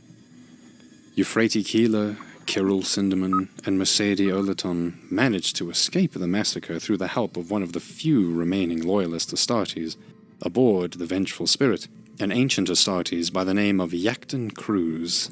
The old warrior remembered what it had been like to fight alongside the Emperor before the Legion had been assigned to Horus, and through the Legion's troublesome changes, had always clung to the old ways. Before the drop-pod assault, he had promised Loken to keep these remembrances safe, and so he escorted them to a Thunderhawk gunship, and together they escaped the bloodbath on the Vengeful Spirit. The Imperial Saint Euphrates Keeler had seen visions of Nathaniel Garrow's defiance against the War Master, and so the remembrances in the old Astartes made their way towards the Eisenstein to join the breakout from the fleet. On the surface of Istvan III, the Life-Eater virus had finally burned itself out. With no more organic matter to devour, the virulent plague ultimately consumed itself and faded out. But it wouldn't be completely over yet. After a virus bombing, the atmosphere would be filled to the brim with decomposing gases from billions of tons of churned-up biomass. Horus's retribution wasn't done yet, and with a lance battery salvo from the Vengeful Spirit, ignited the skies of Istvan III into a raging inferno. Even the mighty Dies Irae, despite its preparations, had a difficult time withstanding the blazing firestorm that now consumed the planet. Its mechanical stabilizer gyros barely managed to keep the massive Imperator-class Titan upright in the gusts of hot air. The staggering temperature outside was almost burning through the protective heat shields. The crew inside did not know if it could hold out much longer. But after what seemed like hours, even the firestorm would fade out. The spires of the Coral City had melted into ruins, and everywhere the world had been turned into a charred wasteland with no signs of life. It seemed a miracle that anyone would be able to live through the apocalypse that had been wrought upon Istvan III. But thanks to Soltarvit's heroic warning, several hundred loyalist space marines now crawled out of the rubble, their mere survival a statement of defiance against the War Master's betrayal. Garviel Loken and Tarek Torgeddon and their troops would no longer be sons of Horus, but called themselves Lunar Wolves once again. To everyone's surprise, even several squads of the Death Guard who had been deployed outside the city walls had survived the bombardment. They had burrowed themselves like rats into the trench bunkers and weathered the storm with the dogged perseverance their legion was known for. Now the survivors of the four legions gathered in the palace for their final stand. This enraged Angron so much that he organized a strike force against the Loyalists under his personal command. Without consulting Horus, his gunships were already making their way towards the surface. The furious Primarch of the World Eaters would not let anyone stop him, until those who had the impudence to stand against him were all slaughtered. Angron's impatient action had not at all been according to Horus's plan. Instead, he had wished to completely destroy the Coral City in a final bombardment, but with his brother fighting on the surface, that was no option anymore. But so characteristically for the War Master, he would always find a way to turn a setback into an opportunity. What better way to push his legions to the point of no return than a bitter fight of brother against brother? It would be a good way to truly cement the loyalty of those who followed him, and fuel their hatred for the lackeys of the Emperor. After all, how long could this ragtag band of survivors really hope to resist? And so, for the first time since the Great Crusade had begun so many years ago, Astartes would be fighting Astartes in full force. The traitor forces, personally led by Angron and Eidolon, conducted many raids against the remaining loyalist holdout on Istvan III. Even Mortarion joined the Titan, as they scoured the trenches to finish off any remnants of Death Guard units still caught outside the walls. But the defenders turned out to be more organized than the traitors had anticipated. For weeks, each raid against the palace was humiliatingly pushed back. Under command of Sol Tarvitz, the 4 legions stood as one. They hunkered down in the ruins of the palace, ready to kill their former brothers. Despite their best efforts to break through the defenses, each raid cost the traitors a high death toll for very little gain. Meanwhile, Fulgrim had returned to the fleet with bad news. Ferrus Manus could not be persuaded to join them. The diplomacy ended in bloodshed, and Fulgrim's forces severely crippled the Iron Hand's fleets with a surprise attack, but the Palatine Phoenix could not bring himself to destroy his brother completely. This setback disrupted Horus's plan. Without the Iron Hand's allegiance, they might not have enough warriors to fight the loyalist legions that would soon be coming their way. Fulgrim should have killed Ferrus Manus, and leaving him alive was a grave mistake that would cost them dearly. Fortunately, the word of their betrayal had not yet been able to reach the rest of the Imperium. The Imperial Fists had recently been ordered back to Terra to reinforce the Throne World. The Space Wolves were sent on an errand to arrest Magnus the Red on Prospero for his continued use of magic, as he accidentally disrupted the Emperor's Webway project and his failed attempt to use the warp to warn him about Horus's betrayal. The other loyalist legions, the War Master sent out a careful selection of orders that would strategically scatter their forces and make it difficult for them to rendezvous.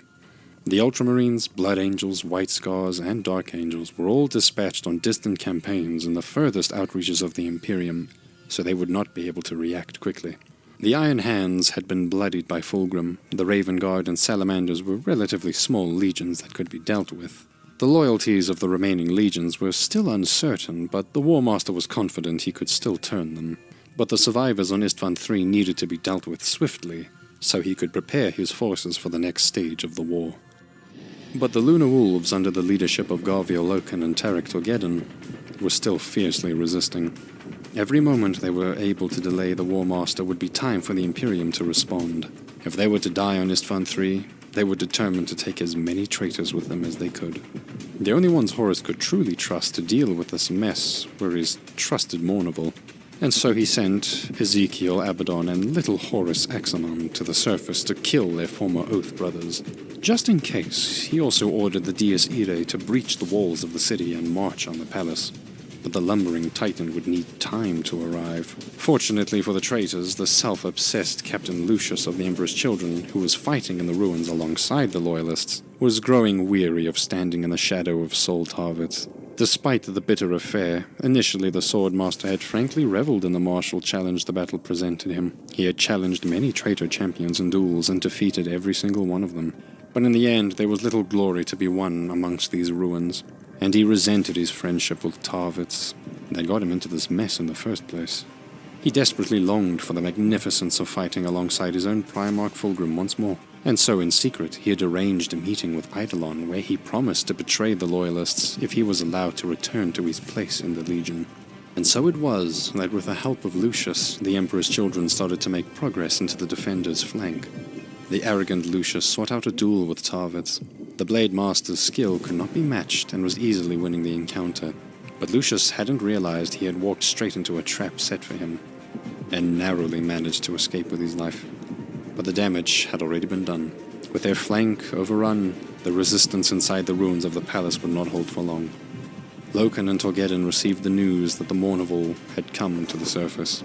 If they would be able to kill Abaddon and Axamond, that would be a severe blow to Horus's inner circle.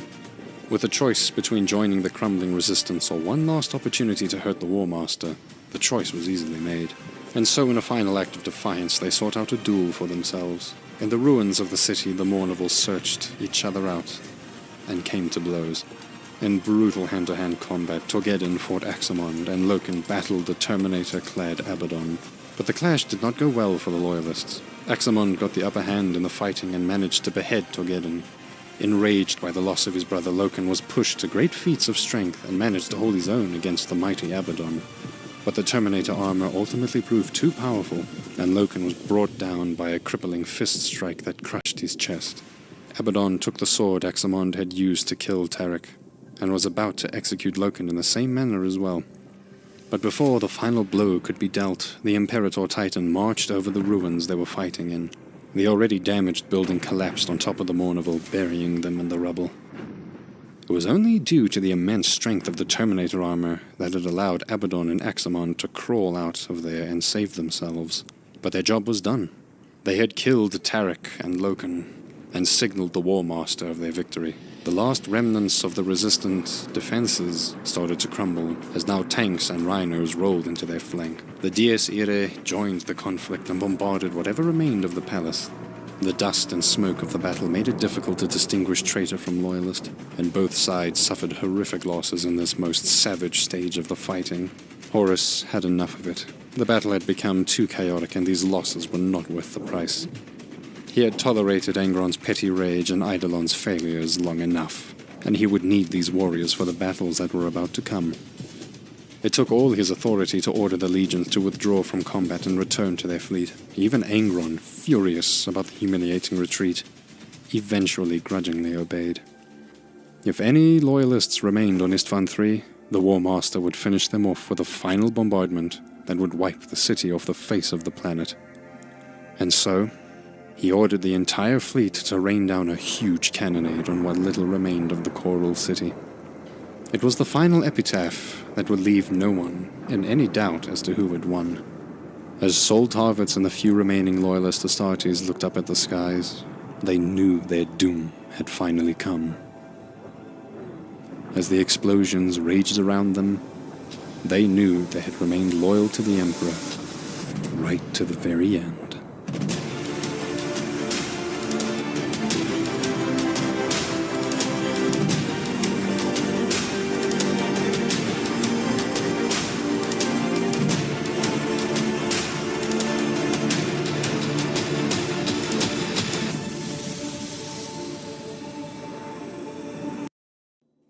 On Istvan III, a terrible atrocity had occurred.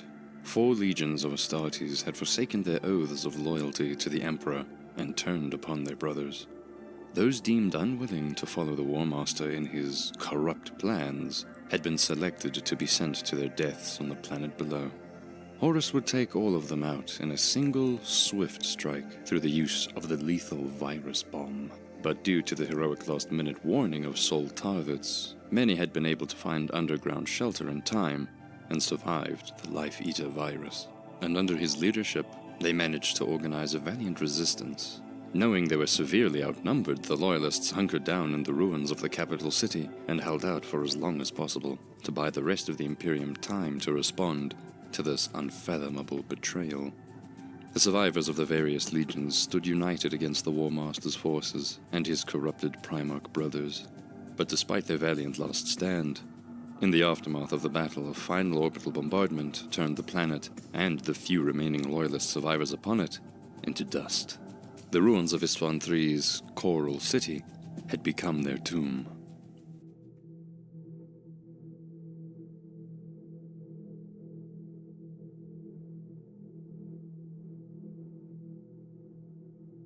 The first step of Horus's mission to overthrow the Emperor had been completed. The last Loyalist remnants had been successfully purged from their legions. The Sons of Horus, Death Guard, World Eaters, and Emperor's children had irreversibly betrayed the Imperium. By spilling the blood of their brothers, they cemented their loyalty to the War Master. Now, there would be no way back. But not everything had gone according to the War Master's plans. Unlike the other Loyalists, Nathaniel Garrow had not been sent down to the surface of Istvan III, due to the grievous leg wound he had suffered on Istvan Extremis that had not yet recovered. He was not fit for active combat.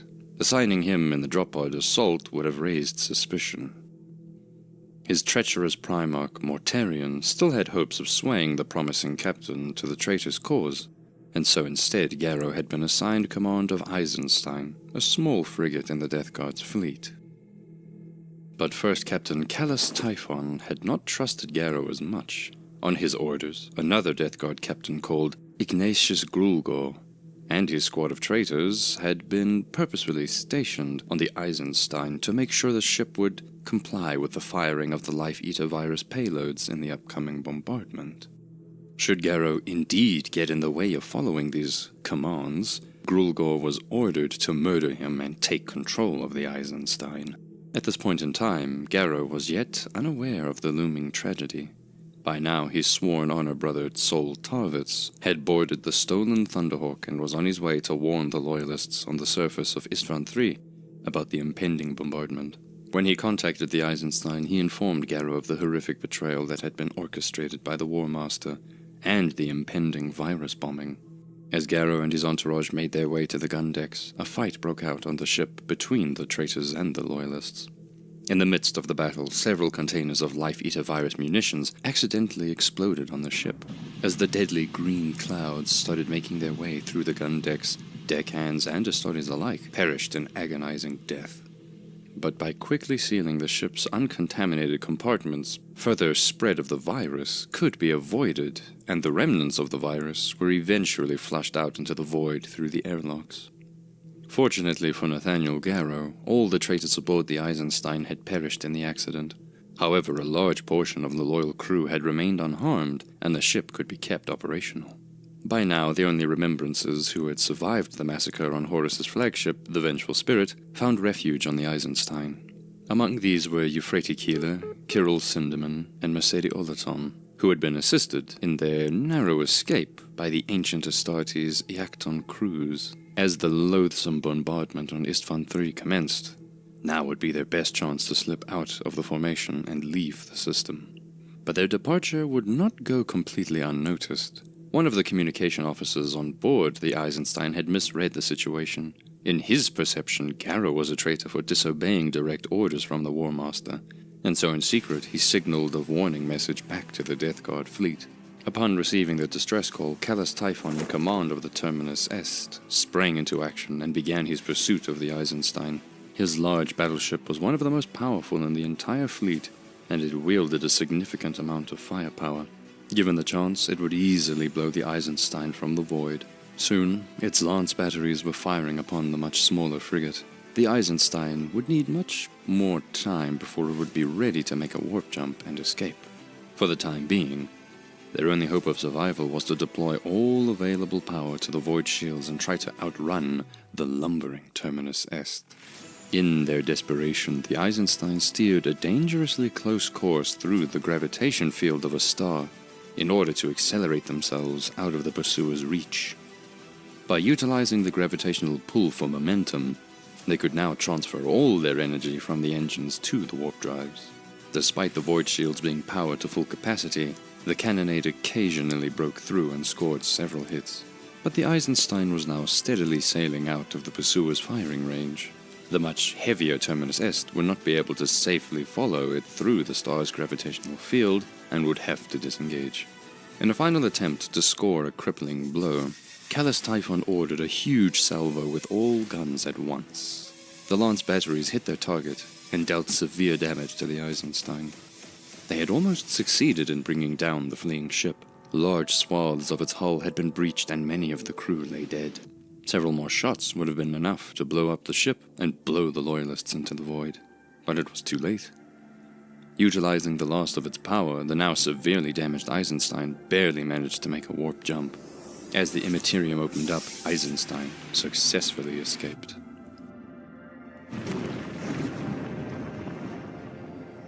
But their voyage would not go without its troubles. Under normal conditions, traveling through the warp was already unpredictable enough. But to aid Horus and conceal the dark conspiracies taking place on Istvan, the gods of chaos deployed their might to conjure up severe warp storms in the Segmentum Obscurus that hindered travel and communications. Commonly used warp lanes were now too dangerous to cross, and many astropathic messages never made it to their destinations. These severely unstable circumstances would make the predicament of the Eisenstein troublesome indeed.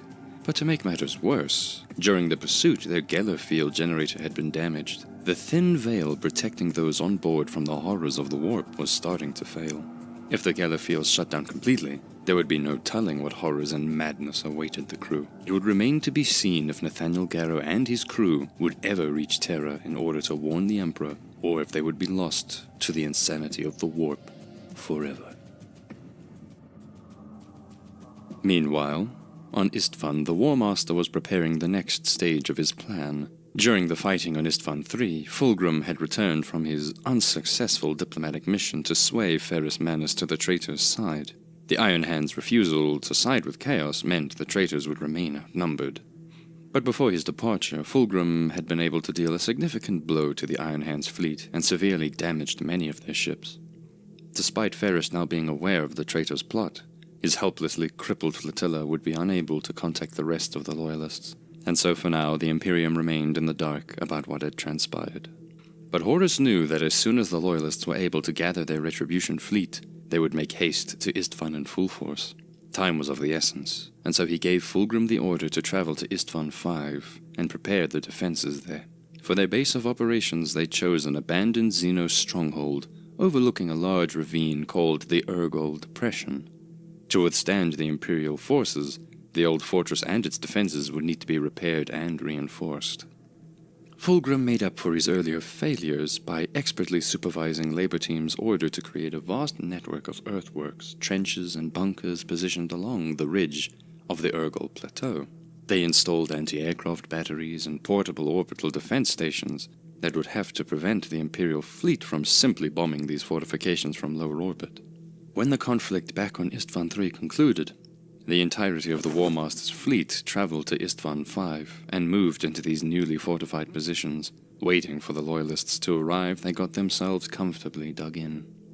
But as secure as the traitors would be in their new defenses, their fleet in orbit would be a different matter. It was estimated that the Imperium Retribution fleet would vastly outnumber them, and so it would be unwise to engage in a full-out naval battle. Unlike the troops on the surface below, in the vast openness of space, the traitor's fleet would not have a defensive advantage. For now, Horus had little use for these ships, so he ordered the flotilla to abandon the system until the battle was over. If his ground forces were to be victorious on Istvan V, he would need all the available vessels undamaged and ready so he could sail the entirety of his army towards the Sol system and besiege Terra. Even though the Imperial legions would be granted free orbital supremacy, by now the defenses on the planet were so formidable that it was unlikely that any orbital bombardment would be able to dislodge the defenders from these positions. If the Emperor's legions wished to destroy the traitors hunkering down on Istvan V, they would have to come down to the surface in person and fight man-to-man, where the defenders would have the advantage. The stronghold would be the perfect base of operations to weather the storm and wait for further forces to come to the traitors' aid. As of yet, the Imperium was unaware that the entire Wordbearer's Legion and several bribed elements of the Mechanicum had already turned to chaos. This unpleasant revelation would surely catch the Loyalists by surprise, and it would remain to be seen if even more forces could be persuaded to join the War Master's side. Meanwhile, the Eisenstein and its crew were in grave danger. Due to the failing Geller fields, the warp had an overwhelming influence. The vessel had in fact been plagued by a demon incursion when Nurgle revived previously killed Grulgor and the other Death Guard traitors.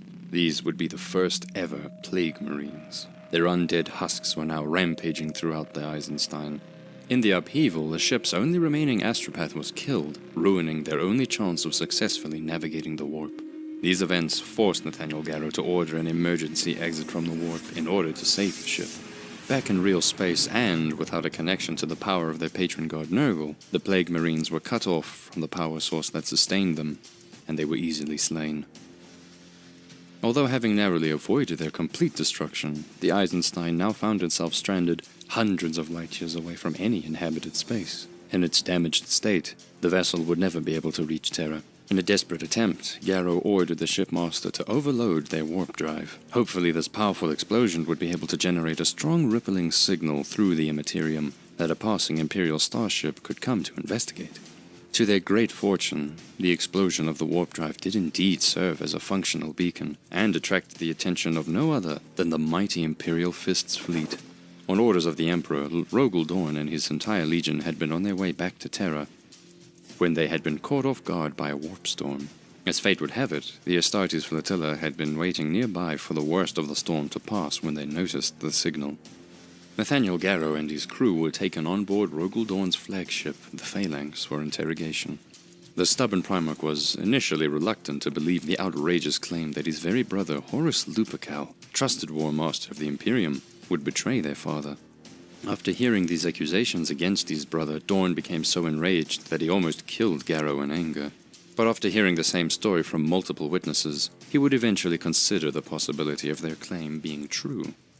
As the warp storm and the Primarch's temper passed, they continued their way towards the Sol system.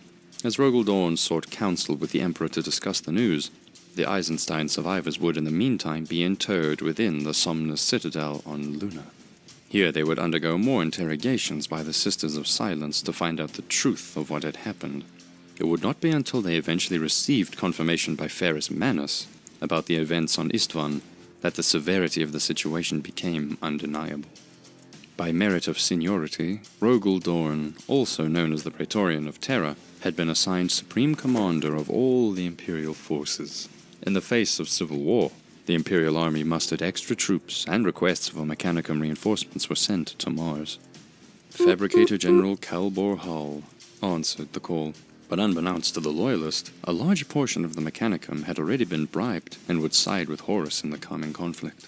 The Dark Mechanicum, led by Calbor Hall, could not yet openly march against the Imperium, but in secret the schism of Mars and the start of their own civil war had already been set in motion.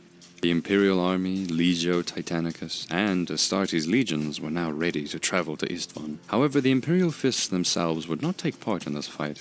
The Emperor had requested the 7th Legion back to Terra for another purpose. Rogel Dorn's expertise as a master builder would be required to improve the Throne World's fortifications. Ferrus Manus was appointed to lead the Retribution Force in his stead. After the personal betrayal and humiliation by Fulgrim, the Gorgon was eager for revenge. The very fact that his traitorous brother had even considered the possibility that Ferrus would freely join their ranks was a stain on his honor. Who else considered him a man of dubious allegiance and potential turncoat? He would personally see to it that his loyalty to the Imperium would never be in doubt again. And so he wasted no time and gathered the army to make way towards the Istvan system. Approaching the system, they would rendezvous with the other Loyalist legions. Amongst the first to arrive would be the Raven Guard, under command of Corvus Corax, and the Salamanders led by Vulcan. Together, these brother Primarchs would form the vanguard of the Retribution Force. In preparation for his rebellion, the War Master had sent the Blood Angels, Ultramarines, and Dark Angels on expeditions out in the furthest reaches of the galaxy. By now, these Loyalist legions would be too far away to be of any help in the coming fight. The White Scars were still hunting down the remnants of the fallen Orc Empire, but due to warp storms had been unreachable. Meanwhile, Leman Russ and his Space Wolves were on their way to arrest Magnus the Red on Prospero, but the vanguard would not be on their own. Soon, they would be joined by the other available legions.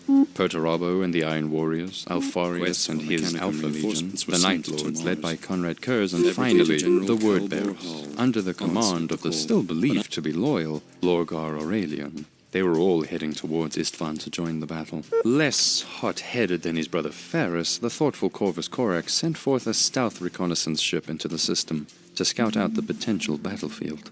To their surprise, not a single enemy spaceship was encountered. All enemy vessels must have left the system. As it passed the dead planet of Istvan III, their auspexes were able to confirm the ruthless betrayal that had occurred there. Where once stood the thriving capital of the Coral City, now only ruins and dust remained. There was not a single sign of life on the planet. But when the stealth ship encountered a concentration of Vox signals coming from Istvan V, it was able to pinpoint the traitor's hideout in the Urgol Depression. As far as Ferrus Manus was concerned, the attack could begin. Corax and Vulcan counseled caution. Perhaps it would be wise to wait for the other Loyalist legions to arrive first and attack together. But the Urgol Depression had been wisely chosen by Horus indeed. Within the confines of the ravine, there would not be enough room for 7 whole legions to deploy and attack all at once. A selection of legions would have to go in first, and Ferrus Manus would certainly see to it that the vengeful Iron Hands were amongst the first wave. Now that the traitor's exact whereabouts were known, the Primarch could not contain his lust for battle. He yearned for the opportunity to punish the traitors, and in particular Fulgrim. It would be better to strike now rather than allow the traitors any more time to prepare. And after all, they clearly had the upper hand. When the other legions would inevitably come to reinforce them, the tide of battle was guaranteed to turn in their favor. The freshly arrived Astartes of their brother legions would easily mop up whatever traitor's resistance remained after Ferrus Manus was done with them. And so he proposed that the Iron Hands, Raven Guard, and Salamanders would go ahead and lead the glorious spear tip. There would be no delay. The battle was about to begin. But even the Gorgon would not be so foolish as to assault against prepared defensive positions without first ordering an orbital bombardment. Without the traitors' navy to oppose them, they could freely bring their combined fleet into lower orbit and proceed bombing the surface with their heavy payloads. This would, at the very least, soften up the defenses and make a planetary landing somewhat easier. As the large fleet moved into position, they began pouring all their firepower into the traitors' fortifications. A huge cannonade smited the planet below. The stronghold within the Urgol Depression was covered in explosions, and the ground shook under the destructive force of their guns. Lance strikes scorched the earth wherever it struck. The traitors would reap what they had sown, and they would be shown no mercy. The intensity even eclipsed the final bombardment on Istvan III. The portable defenses stationed out on the plains stood no chance and were crushed before they were able to respond in kind. But by and large, the portable void shield network in the Urgol Depression managed to withstand the worst of the damage. Here and there, dugouts and anti-air defenses were blown to pieces. Direct hits against fortified bunkers managed to wound or even kill the hunkered-down Astartes inside. But considering the immense cannonade laid against them, the overall impact on the traitors was minimal. The bombardment had failed to break open the fortress. Meanwhile, the remaining defense laser batteries on the surface below returned fire. The Loyalist fleet would not be able to withstand the ongoing duel forever. Despite their own strong void shields, sooner or later they would run the risk of losing their ships. But they would have to stay engaged for a while longer. After all, their primary purpose was to keep the traitors' anti-air defenses suppressed and unable to concentrate their fire against the drop pods, stormbirds, and landers carrying the Loyalist troops to the surface below. The attack orders had been given. With oaths of vengeance on their lips, the Space Marines of the 3 Loyalist legions began their assault. Thousands of drop pods darkened the skies of Istvan V as they came hurtling through the clouds. In an attempt to take out as many invaders as possible, the anti-air defenses fired whatever could be spared at them. The oncoming airborne assault was saturated in a dense cloud of flak. During their descent, several drop pods exploded and burst into flames, but these losses would not be nearly enough. The tidal wave of attackers kept coming. Their landing sites had been carefully chosen by Ferrus Manus, and they crashed into the outskirts of the defenders just outside of the Void Shields. Unsurprisingly, the first to disembark were the Morlock Terminator elites of the Iron Hands, personally led by the Gorgon himself. They wasted no time and immediately charged the traitor's center. The Raven Guard under command of Corvus Corax moved up on their right, while Vulcan and his salamanders took position on their left. Despite the artillery barrage immediately thrown against them upon planetfall, the elite of the Loyalist forces, led by their Primarchs, began cutting their bloody path towards the traitors' main stronghold. The traitor forces moved against them. In the center, the Emperor's children faced the onslaught of the Morlocks, the Imperial Army and World Eaters to their left, and the Sons of Horus holding out on the rocky slopes of the Urgol Depression. To their right, more Imperial Army troops and the Titans of Legio Mortis held against the Salamander's advance. And to their far side, the Death Guard were prepared to hold the flank. The front lines clashed and thousands of bolters thundered at point-blank range, splintering ceramite armor and reaping a bloody toll amongst both sides. As the battle commenced in full force, it was obvious that this would be a fight like no other. This was no battlefield for mere mortals. In the face of the superhuman onslaught, the Imperial Army elements were quickly brushed aside. Their function on this battlefield seemed a mere expendable meat shield to soak up firepower. But where Astartes battled Astartes, the fighting was ferocious. No quarter would be given, and none was expected. With neither side backing down, every inch of ground won would come at a high price. In such close-quarter combat, it was nigh impossible for Legio Mortis to fire their heavy weapons without resulting in friendly fire. But they would soon be presented with more suitable targets. The Stormbirds and landing crafts finished their descent and landed in the Urgol Depression behind the vanguard. More Space Marines disembarked and rushed up to take their place into the already packed front lines. Imperial Army troops made planetfall as well, and began positioning their artillery to provide supportive fire. A mass of tanks rolled from their landing craft and moved into firing positions. Within half an hour, the bulk of Imperial forces had successfully reached the surface and formed up according to Ferrus Manus' battle plans. Their artillery guns and tanks now ready to pour their firepower against the fortress and relieve the bombarding fleet above. Their landing had not gone unopposed. Towering over the battlefield, the mighty Imperator-class Titan Dies Irae outpowered and outranged anything the Loyalists could field. It had a field day, blasting its weaponry into the Loyalist rear lines, disrupting the supply lines and making the evacuation of wounded troops nearly impossible. But against the wall of fire now thrown back at him, even the mighty Imperator was forced to partly withdraw back into the fortress. Several Warhound Titans had their void shields overpowered and were destroyed amidst the traitor lines.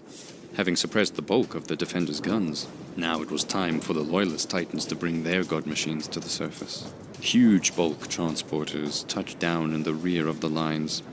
Legio Ataris, the Firebrands, marched forth, bolstering the Imperial forces and firepower even further.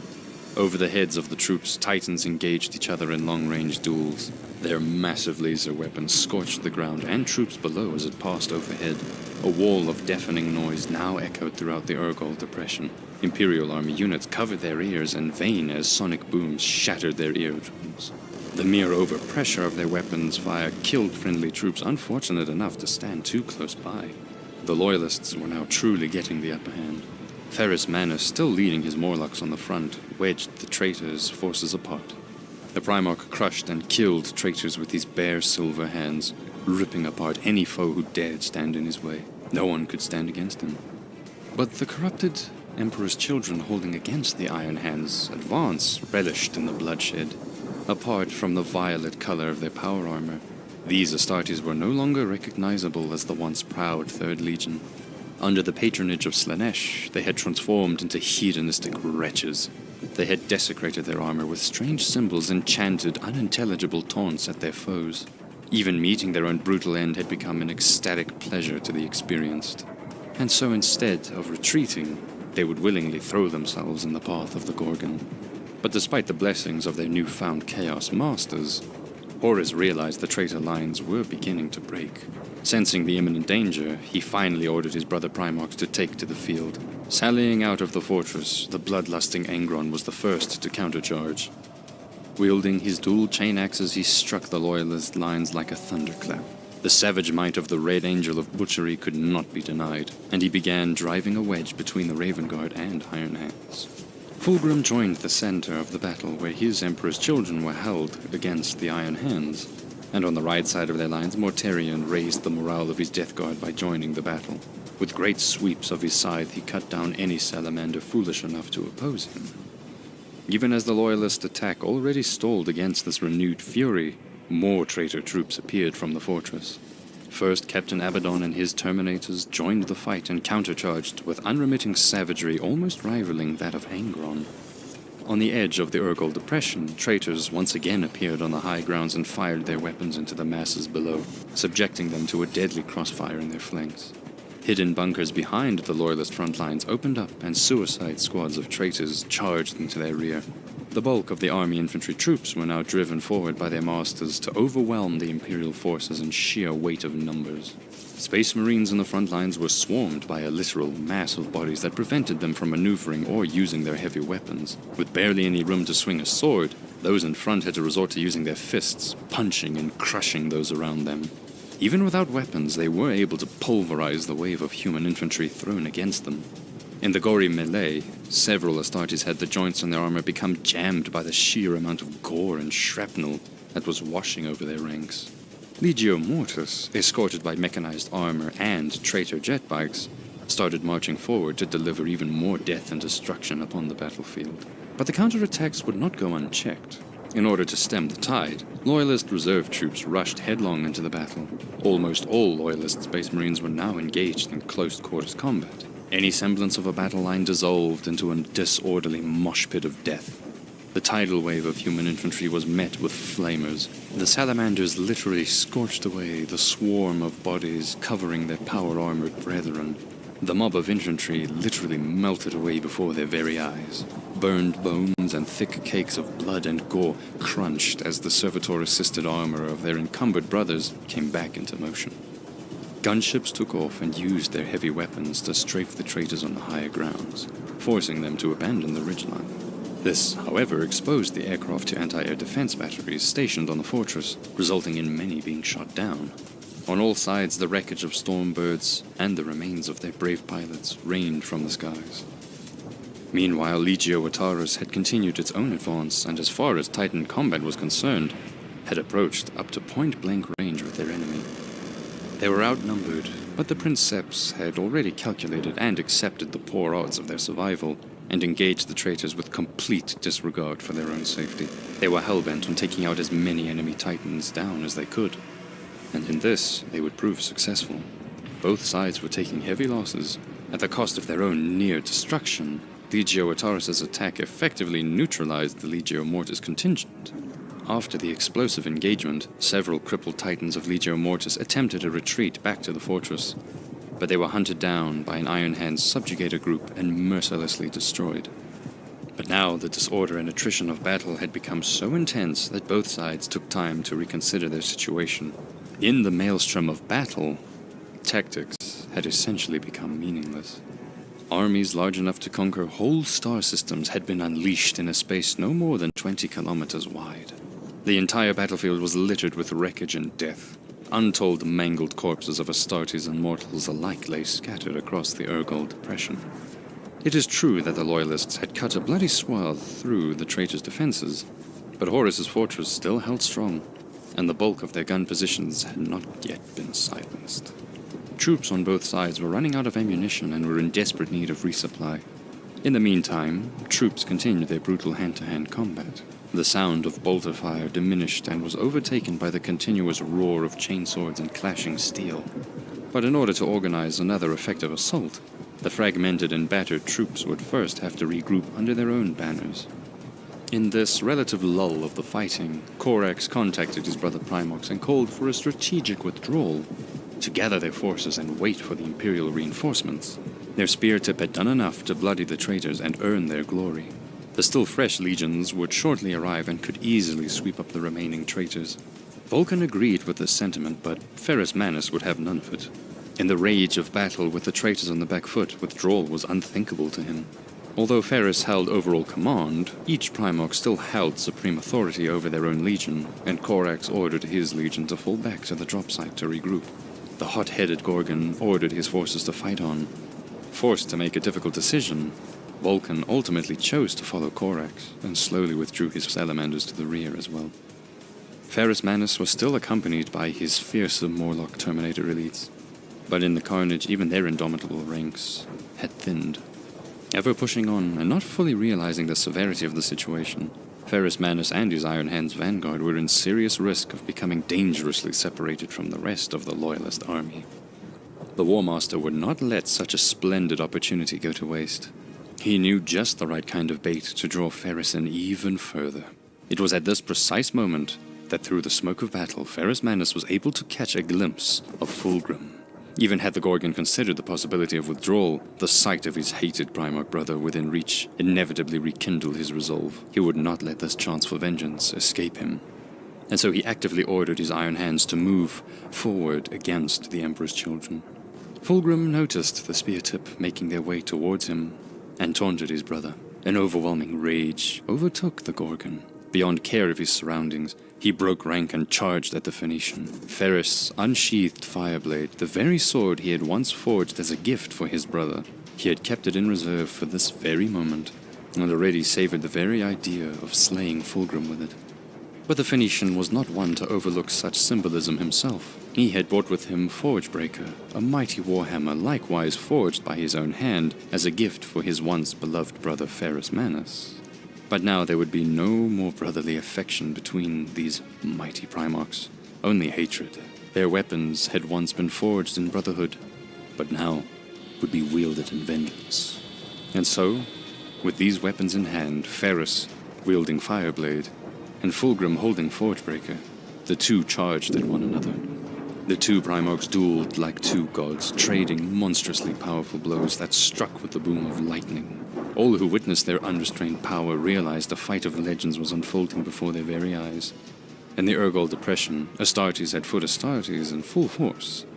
But this was a clash of unyielding demigods, with the strength and ferocity to crush mountains in their wake. With blade and hammer, both warriors caused and received blows that would have killed lesser beings outright. As the fight continued, the remaining legions of the Retribution arrived at Istvan V. The Alpha Legion, Iron Warriors, Night Lords, and Wordbearers hurried to make planetfall and join the battle. Their combined force would easily end this horrible battle quickly. Meanwhile, the Raven Guard and Salamanders had regrouped at the drop site and began the evacuation of their wounded.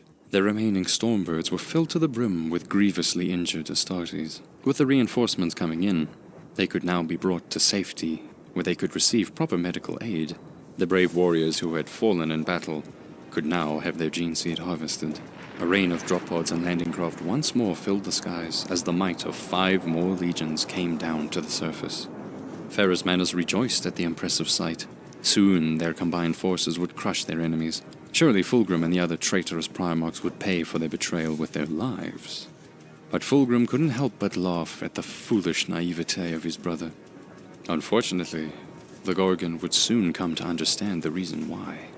As the Loyalists cheerfully hailed their brother Legion's arrival on the surface, they were met with a grim silence. The reinforcements swiftly deployed around the edges of the Urgol Depression. The Loyalist forces found themselves confused at the lack of communications. Back at the fortress, a single bright red flare was fired into the skies, a signal from Horus for the newly arriving troops. A moment of silence. Then as one, from all sides, the Alpha Legion, Night Lords, Iron Warriors, and Wordbearers opened a hail of bolt fire into the Loyalists gathered at the drop site. The Raven Guard and Salamanders died where they stood, unorganized and utterly shocked by the sudden betrayal. Their initial resistance was minimal.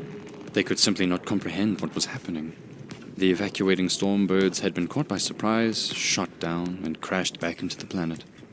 Traitor gunships now strafed the Loyalist ground forces. Dreadnoughts that had withstood the worst of the battles were now obliterated like it was nothing by rockets fired at point-blank range. The remnants of the Imperial Army forces caught in the crossfire were being ripped to shreds at an even faster pace. Artillery positions were overrun and destroyed. Taking stock of the dire situation, Primarch Corax and Vulcan knew something had to be done quickly. Corax suggested a full-scale retreat back to their ships in orbit, hoping against all odds that at least some of their transports would make it through. Vulcan did not agree. Fleeing head over heel now would abandon too many to their fate. They did not have enough aircraft remaining to get all Astartes and Army's troops off the planet. And after all, their brother Ferrus would never make it back to the drop site in time, and so Vulcan ordered his troops to stand fast. From the fortress, the other traitor legions and the Dies Irae marched triumphantly forward. Their forces would complete the encirclement and join the massacre. Only Ferrus Manus and his Terminator elite stood between them and the drop site. Fulgrim promised to let him live, and even offered him a place at the traitor's side. But the Gorgon would have none of it. After witnessing these unexpected betrayals with horror, his rage was even worse than before. He charged with a renewed strength that even Fulgrim could not match, and soon he gained the upper hand in the duel. Furious blows smacked Forgebreaker out of Fulgrim's hands. With his opponent unarmed, Ferrus attempted a final murderous strike against his brother. But in desperation, Fulgrim unsheathed the demonically possessed Larum blade and raised it in his defense. The demon blade filled him with a new power. He managed to slash Ferrus across the chest and inflict a deep cut that crippled him. With his brother critically wounded on the ground, Fulgrim now found himself in the position to end the Gorgon's life. But somehow he found himself unable to deliver the killing blow. It was the same sympathy that had led him to spare his brother's life before. The impatient demon within the sword took sudden hold of the Primarch's body, and before Fulgrim so much as realized what had happened, the sword had already cleaved through Ferrus Manus's neck and decapitated him. The body of the Iron Hands Primarch sank to the ground and lay still. For the first time ever, a Primarch had died. The bloodlust and haze of battle instantly cleared from Fulgrim's mind. In the new clarity, he repulsed at what he had just done. what he had let himself become. He looked around him and witnessed the depravity of his own legion, his heart filled with grief, sorrow, and most of all, self-pity. But now that he had personally killed his brother, there was no way back. Surrounded by the unspeakable carnage that he had undeniably played a part in, it was all too much for the Primarch of the Third Legion to process. The demon within the sword once more whispered into his mind, offering him a way out of his mental suffering, could offer him absolution. If only Fulgrim would just give in, the demon would grant him the sweet bliss of nothingness. Sickened by the overwhelming grief at his depraved state, the Primarch craved nothing more than to stop his existence.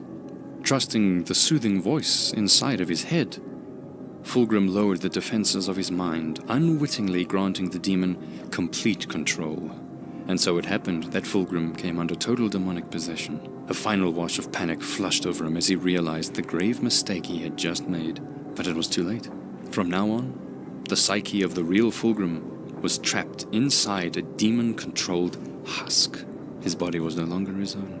Meanwhile, the Salamanders had attempted a breakout attempt against the Iron Warriors' lines, but to no avail.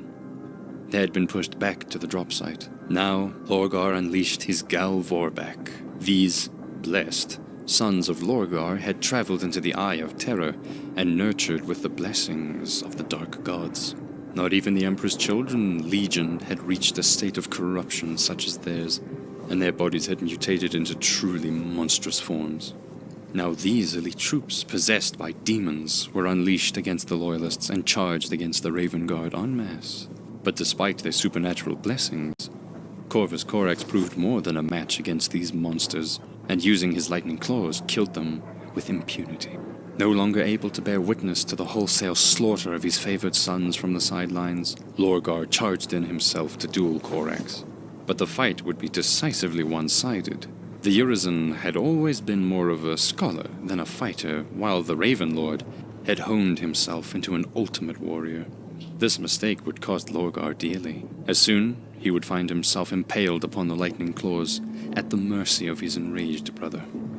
Corvus had no pity for his brother, and was ready to destroy him. But as the final strike fell, it was halted by another set of lightning claws. To his surprise, Conrad Kurz had come to Lorgar's rescue, and was blocking the killing blow. Too tired to fight another one of his brothers, Corax activated his jump pack and soared away from the duel. Why the Night Lord had saved his brother's life remains unclear, for he was disgusted with Lorgar's weakness and the corruption of his legion. But although grievously wounded, the Ward-bearer's Primarch would live. The Salamanders made their final stand around the drop site. Their valiant resistance allowed a portion of the Raven Guard to escape. Even several wounded Iron Hands had been successfully evacuated back to orbit. Corvus Corax managed to board a ship, but it was almost immediately shot down and crashed on the outskirts of the Urgol Plateau. The battle of the ships in orbit had not been as favorable for the traitors as they had hoped. Although the sudden betrayal had come just as unexpected for the outnumbered Loyalist fleet, the worst of the initial damage had been soaked up by their active Void shields. After realizing what had happened, they returned fire. Unwilling to abandon their legions on the surface, above Istvan V, the fleets engaged in as murderous a battle as the one below. And for the Loyalists, the naval engagement would not be for nothing. Despite the anti-air taking a heavy toll, retreating aircraft came trickling in and embarked on the ships. Wounded Raven Guards, Salamanders, and Iron Hands made it to the Medicae decks. They had survived and would live to fight another day. Soon, however, the outnumbered fleet realized that sooner or later they would lose this naval engagement. They had only been able to hold out as long as they did through sheer determination and the unwillingness to abandon their legion. But the dreadful news arrived that Ferrus Manus and the remaining Iron Hand spear tip had perished. Corvus Corax had been lost, and Vulcan had been stuck on the surface. Without hopes of recovering their Primarchs, Loyalist ships started to disengage from battle and began their perilous attempts to flee the system. With the Imperial fleet breaking off, the traitors knew that victory had been assured. Despite all odds, Vulcan and a handful of Salamanders were still holding out against the onslaught down below. There was no way off this planet. All available landing craft had already been sent back to orbit. The others had been destroyed. In a display of spite, the Iron Warriors' fleet fired a tactical nuclear payload at the center of the drop site. The orbital strike came crashing in their midst and exploded with the power of a small sun. The immense heat boiled the salamanders alive, and everyone caught in the blast vaporized inside of their armor. The remaining loyalist holdout vanished in an instant, but amongst the smoke and dust that now filled the crater that was once the drop site, one figure remained. It was Vulcan. Although the remnants of his legion had perished, the perpetual Primarch had survived the explosion and now lay unconscious in this crater. It was Conrad Kurz who eventually found him, and in secret he hauled the Primarch of the Salamanders to his flagship for imprisonment. The killing had stopped, and the battle was finally over. After a hard-won battle, the traitors had been victorious. The untold dead were turned into large funeral pyres. By nightfall, hundreds of bright red fires illuminated the Urgol depression as they burned the bodies. Horus emerged from his command post in the fortress and was met by a jubilating crowd cheering his name. Even the mighty Imperator Titan Dies Irae bowed its head to his glorious triumph. The ashes of the dead rose to the skies and fell like confetti over his mighty army as they celebrated. Horus now had 8 whole legions under his command. 3 of the remaining 9 loyalist legions had been as good as destroyed. Any surviving loyalists who had managed to flee the battle were being hunted down at this very moment. On the other side of the galaxy, the Space Wolves and Thousand Suns were busy bloodying each other on Prospero. The Wordbearers were leading Gilliman's forces into an ambush, and the War Master had traps prepared for all the other legions too. How could the Emperor ever hope to oppose him now? The War Master's victory at Istvan V was complete. On his orders, a huge and blazing eye was ignited upon the northern slopes of the Urgol Depression. With a blazing fury, the symbol of Horus burned itself into the rocks. Engraved in stone, here it would forever remain as a sign of his superiority. With the battle done with, soon they would embark their ships and travel towards the Sol System. The road to Terra is now open. The Drop Site Massacre marks the start of a new era. As the Loyalist forces scramble to halt the traitors, the Great Crusade has officially come to a bitter end. As Horus's betrayal engulfs the galaxy in the flames of civil war, the million worlds of the Imperium shall burn.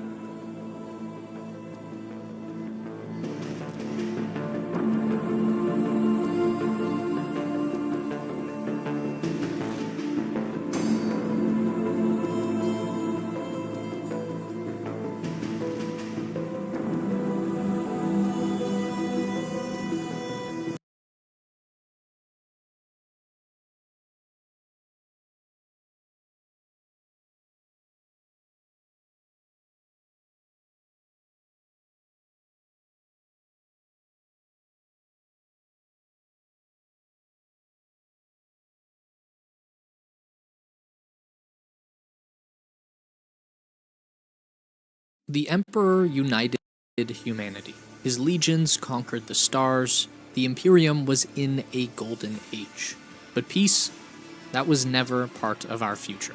9 full legions of the Adeptus Astartes, fully half of the Imperium's forces, are about to rebel against the ruler of humanity, and a conflict lasting over a decade will break the galaxy while the cruel gods of the warp laugh and feast on souls.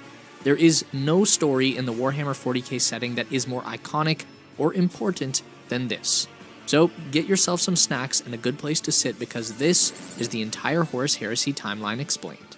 Breaking a galaxy-spanning army of hardened and loyal soldiers takes more than just a single event, and when we look over the causes of the Horus Heresy, we do see several points of weakness and mistakes that contributed, events that were both spontaneous and also shaped by careful manipulation. And no one did more of this work than Erebus of the Wordbearers. First Chaplain Erebus of the Wordbearers has been a manipulative snake of a man since he was young. Erebus isn't even his true name, and while he's not a Primarch, the first Chaplain was a follower of the Chaos Gods long before he met Lorgar Aurelian, and he did more to advance their plans than almost anyone else in this story. But even Erebus wasn't as effective at alienating the Primarchs as the Emperor himself. Early on, Big E had lots of time to spend on his recovered sons. Horus got a few decades alone with him, as did Vulcan, but as time went on, it was clear that the Emperor had some sort of pressure, and he was starting to spend less and less time pretending that the Primarchs were people. Some, like Conrad Kurz and Angron, were deeply damaged from the start. Kurz haunted by visions of death, Angron mangled by the butcher's nails. Other Primarchs found later in the Crusade, like Mortarion, were just given much less attention. Aside from neglect, there is a clear pattern of the Emperor not explaining things to his sons when it would have been very helpful for them to know. So here's where we'll circle back to figuring out what the definitive start of the Horus Heresy was. And for us, that has to be Monarchia. The Wordbearers Legion had been scolded more than once about how slowly they conquered planets. This slowdown was because leading elements of the Legion, people like Erebus, Corpheron, and Lorgar himself, insisted on building shrines and monuments to the Emperor as the god of humanity before moving on to the next world. Now, Big E didn't tell Lorgar why this was a bad idea. He just said it was against his wishes and expected that his most faithful son would stop worshipping him. Then the Wordbearers created Monarchia, their perfect city, filled with beautiful cathedrals and statues and populated with the most devout worshippers of the Master of Mankind. It was a step too far, and the Emperor finally had enough. In 964 M30, he orders the Ultramarines to level the place and makes the entire Wordbearers Legion kneel in the ashes of their perfect city, rededicating themselves to the atheist principles of the Great Crusade. And it's here that Erebus saw his chance to convince Lorgar that the Emperor was a false god, that there were older and more worthy beings to worship. The depressed Primarch took very little convincing, and from then on, the events of the Horus Heresy were inevitable. Now that the forces of chaos had a foothold in the galaxy with Lorgar and his loyal wordbearers, all they had to do was find the right opportunities to turn more Primarchs. Changing loyalty is a difficult prospect with regular humans, but the Primarchs were super intelligent demigods, and so it would take some very destabilizing events to drive that wedge between the Emperor and some of his sons. As usual, the Emperor kept his sons in the dark about chaos, about his grand designs, about everything. That silence wore on them, and doubt began to take root between the Emperor and his sons, but also between each other. The first big shift was Ulanor. In the first year of M31, at the end of a truly massive campaign to rid the galaxy of the largest Orc empire ever seen, the Emperor announced that he was quitting the Great Crusade. He had personally fought and bled with his sons and their Astartes legions for over 300 years at this point, but other projects demanded his attention, and so it was time for him to leave the Crusade in the hands of his sons, specifically Horus, the greatest of the Primarchs, who was named War Master and given complete control over the final stages of the campaign to conquer what remained of the galaxy. Making Horus War Master was already a political nightmare. Horus was well regarded amongst his brother Primarchs and was widely believed to be the very best of them overall, but we're talking about superhuman demigods here. Best was always a relative term. Even Horus was doubtful that he was the right choice, with him and several of the other Primarchs thinking that Sanguinius should have been made the War Master. Again, it would have been smart here for the Emperor to have told his Primarchs that he was focusing on his Webway project back on Terra, using the Golden Throne to wedge open an apparently abandoned section of an Eldari Webway so that humanity could stop using the warp altogether, cutting even more of the Chaos God's influence out of the galaxy. But he didn't, and many of the Primarchs began to believe, just like the Thunder Warriors, the Emperor was preparing for the next phase of his plans for humanity, and it didn't include them. Without more guidance than warp creatures bad, the Crusade forces had to keep making cover-up stories whenever they ran into strange warp entities or sorcery, since the Primarchs knew just enough to understand that the Emperor didn't want people knowing about these things. But that ignorance meant that corruption was slowly spreading. At the same time Ulanor was finishing up, the cleansing of Laren had begun, and Fulgrim took a demon-forged sword as a trophy without understanding the dangers of keeping a demon strapped to his waist at all times. Not long after that, Magnus would be called to the world of Nicaea to argue for his librarian program, an experiment that trained the hardened warriors of the Astartes legions to use psychic powers for the good of humanity. Once again, it would have been a great idea for the Emperor to explain to his children that the warp was dangerous because of the horrible eldritch creatures that live there, and to his credit, he actually had told Magnus this, although not much more than that, which had already resulted in the Thousand Sons Primarch making some secret deals with warp creatures he had no idea were laying a trap for him. However, because many of the Primarchs only knew that sorcery was dangerous, the trial went badly, and the Psychic Marines had to give up their practice and become average line officers again, and Magnus had to stop poking at the warp. So that obviously didn't work, but it did set up a whole new tricky area of law that basically forced Magnus to be a criminal if he wanted to fulfill his purpose. More on that later. But this is getting more complex because as time went on, the civilians of the Imperium were starting to have a voice. The Council of Terra, mortal bureaucrats who managed the Imperium's daily affairs, were suddenly handed authority over the worlds the legions had bled to conquer. At the Emperor's command, fleets of artists and remembrancers were sent to document each campaign. But worse still, accountants followed behind, bringing news of taxes to be levied from these hard-won planets. The Astartes saw it for what it was, the beginning of bureaucracy creeping in where warriors had once ruled. Orders were orders, but the Crusade fleets began to resent what they saw as a betrayal. And all along, in the background of these events, Lorgar and Erebus slithered between the other Primarchs, seeding ideas like the warrior lodges into as many of the legions as possible.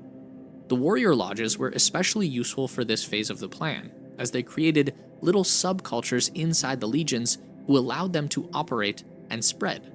During the Great Crusade, these lodges were pivotal for breaking the bonds of brotherhood that kept the Legiones Astartes fighting so efficiently together. And like we said, this was just Erebus and Lorgar taking advantage of an opportunity created by the Emperor. This brotherhood had been steadily breaking down since Monarchia, and possibly even before that. But just in the 40 years between Monarchia and the end of the Ulanor campaign, Conrad Kurz had destroyed his homeworld of Nostramo in rage, Alfarius had been found and was given his legion, officially becoming the last Primarch to be discovered.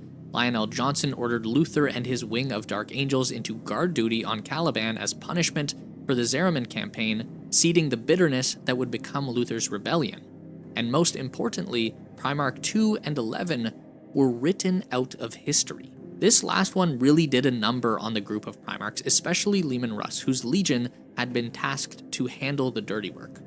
From then on, every Primarch was aware of what would happen if they stepped out of line and how their father truly felt about them.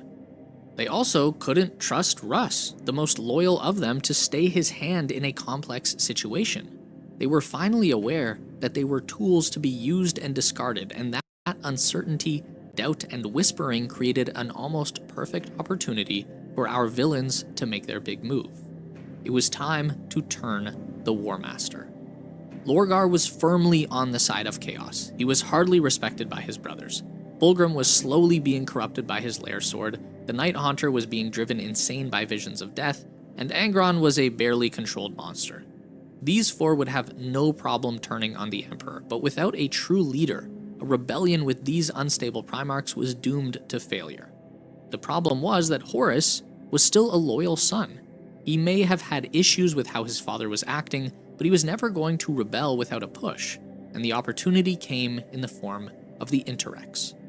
A human civilization on the fringes of Imperial space, the Interrex had survived the Long Dark alone and had come out on top. The problem was that they had done so by integrating with Xenos species. First, they relied on the Eldari, who taught them about the dangers of chaos. Then they won a war against a people called the Kinnebrak, and absorbed them into their society. They began to mutate slightly, and by the time Horus and his 63rd expedition made contact, the Interrex were a multi-species society spanning 30 systems. While they were peaceful, Imperial law was clear. Hanging out with Xenos was not to be tolerated. But, like we said, Horus had some issues with how his father ran things and wanted to see if these humans were really a threat. So they opened talks and started to get to know each other. But then, because we can't have nice things in the far future, along came Erebus. The first chaplain didn't care at all about what was happening with the Interrex. He had his eyes on a tool that could help him convert Horus, a Kinnebrak sword called the Anathame. The weapon appeared semi-sentient and could kill anyone once the user said the real name of their target aloud, even a Primarch. The theft of this weapon caused a rift between the Imperium and the Interrex that forced a war which obviously ended with Horus crushing the Interrex completely, But the real danger was now on its way to a planet with a dark destiny, Davin, the place where the War Master would die. Davin was the 8th world brought into compliance by Horus's 63rd Expedition Fleet around 944 M30. Its people were a primitive offshoot human society, having spent so much time alone that they had mutated similarly to how Ogryn, Ratlings, or the Votan had. Secretly, these people had already been corrupted by chaos, although they called it by a different name. The expedition forces easily crushed the Davinite resistance, but were so impressed by their warrior culture that they allowed them to reintegrate into human society under a new governor, Eugen Temba, a personal friend of the War Master. Now, stay with us, this is where things get twisty. Davin was already a stronghold of chaos, lots of temples to various forms of the gods, and a populace that was fully on board with the primordial annihilator. So, when Erebus went looking for the perfect place to bait the War Master out into a vulnerable position, Davin was the planet he chose. And he must have chosen it early on, since almost immediately after the 63rd Expedition Fleet moved on, Governor Temba took his soldiers to the moon of Davin to put down what appeared to be a minor rebellion, and was immediately twisted by sorcery into a puppet of the plague god Nurgle. So 60 years after Temba was corrupted, Erebus made a sneaky trip to Davin's moon to give the mutated Temba the anathema, and returned to Horus with a story about the unthinkable. "Oh no, Horus, it's terrible. Your friend Eugen Temba has rebelled, and he said you stink and that the Emperor's a dummy. We should do something." We're paraphrasing slightly, but in hindsight, it was a really obvious trap. Enraged, Horus and his fleet returned to the now fully corrupted moon of Davin and fought a battle against the horrible reanimated corpses that had once been the soldiers of Governor Temba. Finally having a clear enemy to fight, Horus took to the field himself and dueled a monstrously remade Temba, who was no match for the Primarch, but had just enough chaotic power to manage a small stab to Horus's shoulder with the anathema. Horus quickly succumbed to the strange technology of the Kinnebrak weapon, and in desperation the leaders of the Sons of Horus Legion took advice from their trusted friend, First Chaplain Erebus. On his suggestion, they traveled to the Serpent Lodge on Davin proper, placing the Primarch into the care of the priesthood there. Inside the secret heart of the temple, Horus lay dying, and Erebus entered his mind using sorcery, showing the War Master visions of a grimdark future and laying the blame squarely on the Emperor's shoulders. The Chaos Gods were peaceful creatures trying to defend their realm from the Emperor's schemes, he said. He showed Horus that the Emperor had made the Primarchs using warp sorcery, which was technically true, and yet another thing the Emperor could have been upfront about if he had been smart. The only attempt to stop Horus from siding with the powers of chaos was his brother Magnus. The Thousand Sons Primarch had seen this coming and tried his best to show Horus that he was being used. The problem was that the War Master's life was on the line here too, and choosing to stay loyal meant death. So the Horus who emerged from the Temple of Davin was not the one who went in. The rebellion had its leader. Earlier we talked about a handful of Primarchs that were 2 steps shy of fist-fighting the Emperor on their own, but the work of recruiting allies truly began at around this point. Lorgar was Team Chaos before Horus was, but aside from him, Angron was probably the easiest for the War Master to recruit. Angron hated the Emperor from the moment he was stolen from his gladiator family, and the Butcher's Nails were slowly killing him while driving him insane, so Horus barely had to say anything, and the Red Angel was convinced to join up. Fulgrim was a little more difficult, but the demon blade he had gotten from Lair had already started breaking him down. The famous Eldari seer Eldred Ulthron had tried to warn Fulgrim about the impending civil war, so when he confronted Horus about it, he was horrified to find that the alien had been telling the truth. However, Fulgrim loved his brother Horus and deeply trusted him. A few solid arguments about how the Emperor was a lying, uncaring monster, plus the demon sword whispering about perfection, and Fulgrim was on board.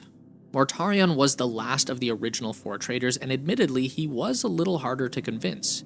He had already started noticing how much of a tyrant the Emperor was, but he also really hated psychic stuff, and all this chaos talk was not something he was into. However, he also trusted and adored Horus, so even though he was disgusted by Lorgar and Fulgrim's new attitude towards the arcane, he agreed that rebellion was the only path forward. Like Angron, the Night Haunter had also never been a fan of the Emperor and was about 2 steps shy of being a renegade by this point anyway. About 20 years before Horus was corrupted on Davin, the Night Lords had discovered a plot by the nobility of their homeworld Nostramo to swap the Legion's recruits with the planet's criminal population. Infuriated, Conrad Kurz fired into the planet's core until it broke apart. So, while he didn't particularly like his brothers, Conrad knew the Loyalists were already thinking about arresting him, and so gladly pledged the Night Lords to the War Master's banner. Meanwhile, Perturabo had been growing more and more bitter with his treatment. He had just finished a costly war against an alien civilization, a conflict that both maimed his legion badly and had no real benefit for the Imperium at large. To make matters worse, when he returned home to Olympia, he found the planet in revolt and decided to decimate the population. He knew the Emperor would have him in chains for his slaughter, but Horus praised him for being practical enough to do what had to be done. Perturabo was also not fond of most of his brothers, but if he would be treated better with Horus, then the Iron Warriors would take up his cause. And finally, we have Alpharius and Omegon. Although it's not clear if anyone knew they were twins, the 20th Legion Primarchs were surprisingly ready to join Horus when he came calling. Later, many would suggest that this was because Horus was the only Primarch that Alpharius seemed to have any sort of positive relationship with, but the real reason happened 3 years before the events of Davin. A group of powerful allies known as the Cabal had reached out to the twins in order to convince them to join Horus. In a vision of the future, they showed the twins that Chaos had invested so much of their power in the War Master and humanity as a whole that if humanity was to be destroyed, the galaxy could be saved from the gods of the warp. They showed that Horus was not fully corrupted, and if he were to win against the Emperor, his guilt and rage would destroy all of humanity within a few short years. But if he lost, then the galaxy would slowly decay into a grimdark future of constant war, while chaos fed on humanity's corruption. Now, we still don't know the exact motives of the Alpha Legion's Primarchs, but they pledged to help the War Master from then on. And it wasn't just fellow Primarchs either. Horus made allies in a bunch of places, but none more important than Kelbor Hal, the Fabricator General of the Mechanicum, who led the Martian priesthood. With his loyalty paid for using stolen advanced technology, Horus had guaranteed that a huge portion of the industrial base of the Imperium was now working for him, including many legions of Titans. Now that he had his secret club of heretics, the War Master needed to make sure all of his forces were on the same page, which meant purging the loyalist elements of the legions who weren't worshipping Chaos yet. And before he could do that, he had to make sure he couldn't be stopped by his loyalist brothers, which began with handling a little spy problem. Remember when Magnus had tried to stop Horus from siding with Chaos? Well, Horus sure did, and the fact that his psychic brother could basically see him anytime he wanted and knew that he planned on taking over the Imperium meant that Horus needed to find a way to take Magnus off the board. Luckily, poor Magnus did that himself. Immediately after Davin, Magnus knew he had to warn his father about what Horus and the gods of Chaos were planning, and damn the consequences. The fastest way to reach the Emperor on Terra was with a psychic projection, so even though he had been forbidden to meddle with the warp at the Council of Nicaea, Magnus left his physical body behind and blasted straight for Terra. But then a funny thing happened. While he was traveling through the warp, Magnus noticed a new bit of the Eldari webway that he hadn't seen before that looked like it was more or less a shortcut directly to Terra. It was hard to break into, but thanks to some help from a definitely innocent anonymous voice in his head, Magnus busted a hole in this new webway and coasted all the way to the Imperial Palace, where he learned that it was not an Eldari webway but his father's secret project, a human webway meant to help humanity leave the dangers of the warp forever, and that voice had not been an innocent voice, but a god of chaos, likely Tzeentch, but he didn't know that at the time. Magnus had just blown a hole into this webway that led directly to the Imperial throne room, allowing hordes of demons to pour into the Emperor's safe New Space Highway. Needless to say, Big E was a little upset. It didn't matter that he had never told Magnus about the Chaos Gods, or why it was bad to meddle with the warp, or had never told literally any of his sons about the Webway project. All that mattered was Magnus had ruined his work, and he ordered Leman Russ to bring him back to Terra in chains. But Horus hadn't openly rebelled yet, and as War Master, all orders from Terra came to him first, so it was simple to just tell Russ, who was unaware that his brother had turned traitor, that Magnus and his sons were powerful psychers, and the Emperor believed they were too dangerous to be left alive. Prospero must burn. Ever loyal, the Wolf Lord agreed and set out towards Magnus. With that handled, Horus just needed to make sure that the Primarchs who definitely wouldn't join him were busy far away from his fleets, at least the ones big enough to challenge him. Guilliman would never turn against his father, and he had by far the largest legion, so the Ultramarines had to be dealt with. Similarly, the Lion and his Dark Angels would be a major problem, as would Sanguinius and his Blood Angels. Dorn and his legion had thankfully been recalled to Terra to protect the Imperial Palace, so he was safely on the other side of the galaxy. The only other potential problem was Jagatai and his White Scars.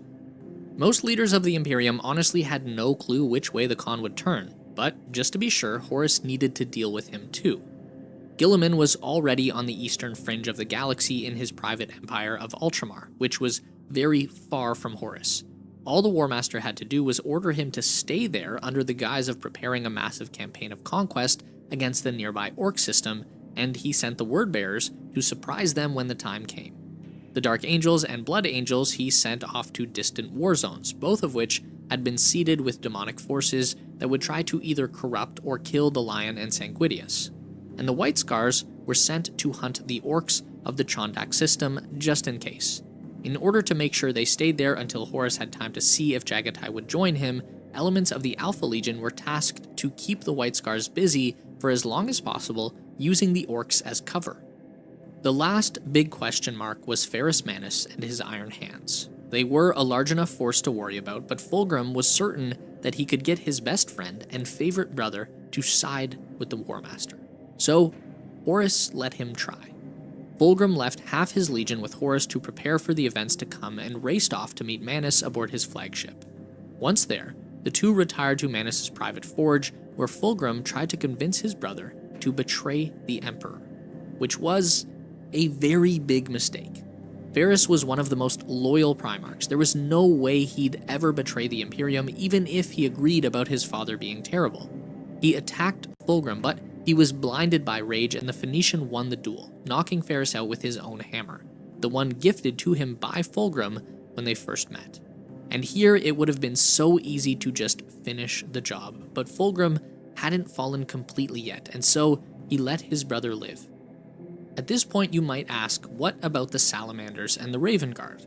Well, both legions were so much smaller than the others that Horus wanted them singled out for destruction first. So let's do a quick recap here, because that was a lot to cover. Horus had sent the Dark Angels, White Scars, Blood Angels, and Ultramarines off to distant battlefields to keep them out of the way.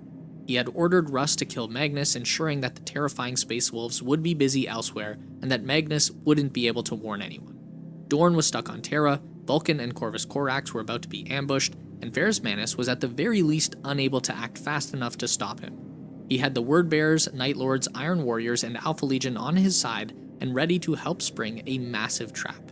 And he had his core spearhead, Mortarion, Angron, Fulgrim, and his own Sons of Horus, all powerful assault legions ready to fight. The only thing he had left to do was purge the Loyalists still in his ranks, and so Horus chose a place where he would openly declare rebellion, a place called Eastvan. The Eastvan system was already in rebellion. Chaotic priests and cultists had begun taking the planet back, so the expeditions were told that this was a mission of compliance just like on Davin. They would land with overwhelming force, kill the traitors, and install a new governor loyal to the Emperor, or at least that was the cover story. The first wave was entirely drawn from the loyalist elements of the Sons of Horus, World Eaters, Emperor's Children, and Death Guard. Those Marines who were least likely to go along with betraying the Emperor. And then, with the now famous declaration of "Let the Galaxy Burn," Horus bombed the planet with forbidden virus weapons, destroying almost every living thing on Eastvan 3. However, an operation this complex was bound to have some holes in the planning, and there were inevitably some loyalists left in orbit with the fleet, one of which, an Emperor's Children captain named Saul Tarvitz, noticed the bombs being loaded and understood what was about to happen. He managed to steal a Thunderhawk and dove towards the planet to warn his comrades to seek cover. Along the way, he alerted a trusted friend, Nathaniel Garrow of the Death Guard, who was in command of a frigate called the Eisenstein. Garrow was a Terran-born Astartes, and he trusted Saul even though his story was insane. The War Master turning traitor was unthinkable at the point, but he and Saul had formed a strong bond during many campaigns together, and once the bombing started, the truth was obvious. Garrow decided to slip past the traitor fleet and deliver a warning to Terra itself, while Saul continued to the planet's surface to help lead the defense.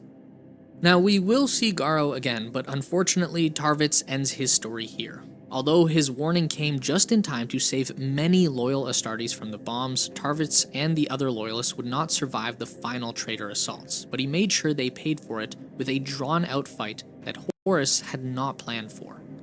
However, now that he could be certain his core force was entirely loyal to him, Horus began planning the ambush we mentioned earlier. It hadn't been the plan to reveal themselves as traitors quite this early, but the War Master was prepared anyway, and alerted his allies who hadn't yet openly defied the Emperor to be ready for the second part of their Eastvan plot. All they had to do was pretend to be loyal for just a little bit longer. After a series of misadventures, the Einstein arrives at Luna with Captain Garrow delivering the news of Horus, Mortarion, Fulgrim, and Angron's betrayal. It was, thankfully, still 005 M31, the same year they had escaped Eastvan 3, but they hadn't lost too much time, and after some checking to make sure Garrow and his men weren't secret traitors feeding them false information, Rogel Dorn issued orders for an immediate retribution action. The Emperor was slightly busy holding back a tide of demons that had somehow flooded into the throne room, so Dorn was officially in charge of the Imperium's armies, and doing a quick check of his forces, he had the Iron Hands, Salamanders, Raven Guard, Iron Warriors, Night Lords, Alpha Legion, and elements of the Word Bearers, as well as his own Imperial Fists, although they would be slower to arrive than the others thanks to their position on Terra.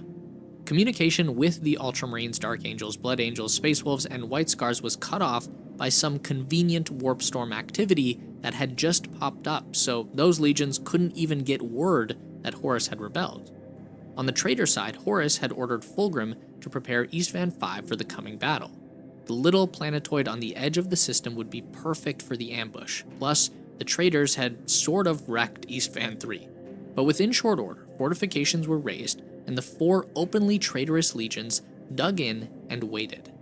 Meanwhile, the Revenge Force led by Ferrus Manus was blazing towards the system. Manus was so angry that he had chosen to rush ahead of the bulk of his own fleet with the ships he had that were still functional after Fulgrim's betrayal. This meant that the Iron Hands had only their most elite divisions to drop, making their force not much larger than what the Salamanders or the Raven Guard could field. But luckily, they had the Alpha Legion, Word Bearers, Night Lords, and Iron Warriors to back them up, so everything would be fine, right? Tried to contain your shock people, but everything was not fine. The hidden traitors in the Revenge Force had lagged behind, claiming warp storm interference or mechanical issues, leaving the 3 loyalist legions to land first, against the better judgment of some of the cooler heads among their leadership. But Ferrus Manus was too angry to wait, and he charged to the surface via drop pod, smashing as close to the traitor line as he could before the orbital guns had even cooled from the preliminary bombardment. At first, the battle was going well for the Loyalists. Manus's rage more than made up for the difference in numbers, and for some reason a couple of the traitor Primarchs, notably Fulgrim and Horus, hadn't yet shown themselves. Because of this, the Loyalist legions made huge gains into traitor-held areas. Vulcan's troops melted their assigned flanks with so much fire that they forced even the Death Guard back. Korax led lightning assaults against the World Eaters' positions, sniping and cutting Angron's men before melting back and frustrating any countercharges. And Ferrus Manus was leading a headlong charge right down the center, with his elite Morlock Terminators carving a path through the Sons of Horus and Emperor's children, looking for any sign of his traitorous brothers.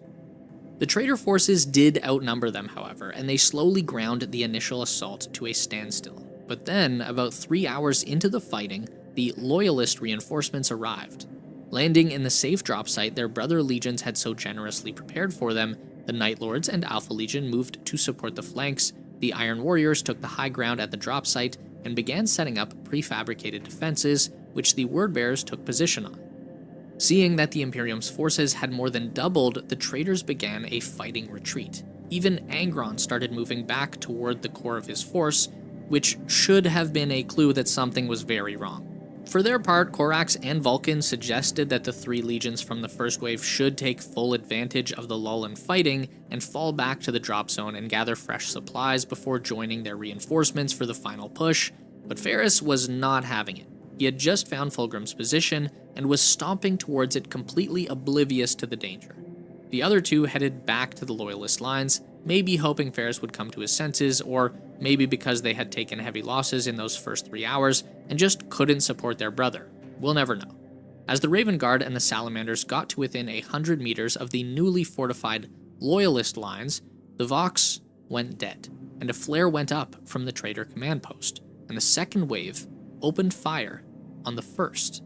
Some reports say that the forward elements of the Raven Guard got close enough to start calling out to friends among the word-bearer lines by name, underscoring the tragedy to come in the next few moments as the Salamanders and Raven Guard were shot to pieces.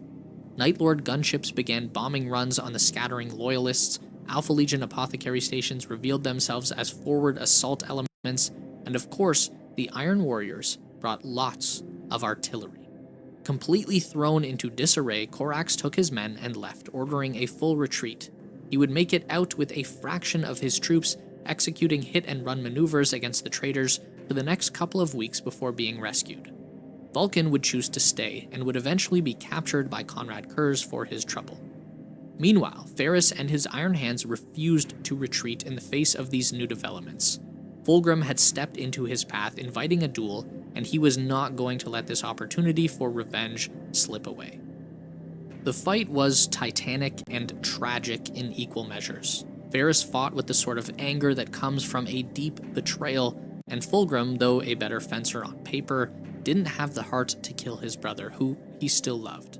But the decision was made for him when Fulgrim gave in to the whispers of his demonic blade and allowed the creature inside to possess him, who then promptly cut the head off Ferris's shoulders. The death of the Iron Hands Primarch signaled the end of the battle.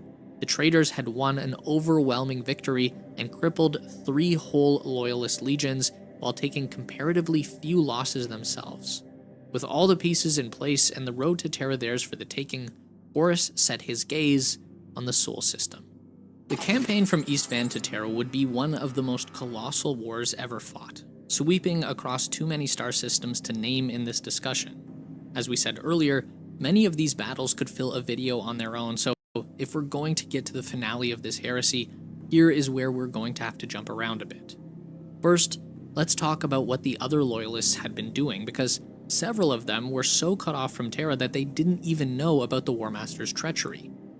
The Blood Angels had been sent to the Cygnus system to put down an uprising and arrived in 006 M31 to find an army of demons alongside traitor wordbearers.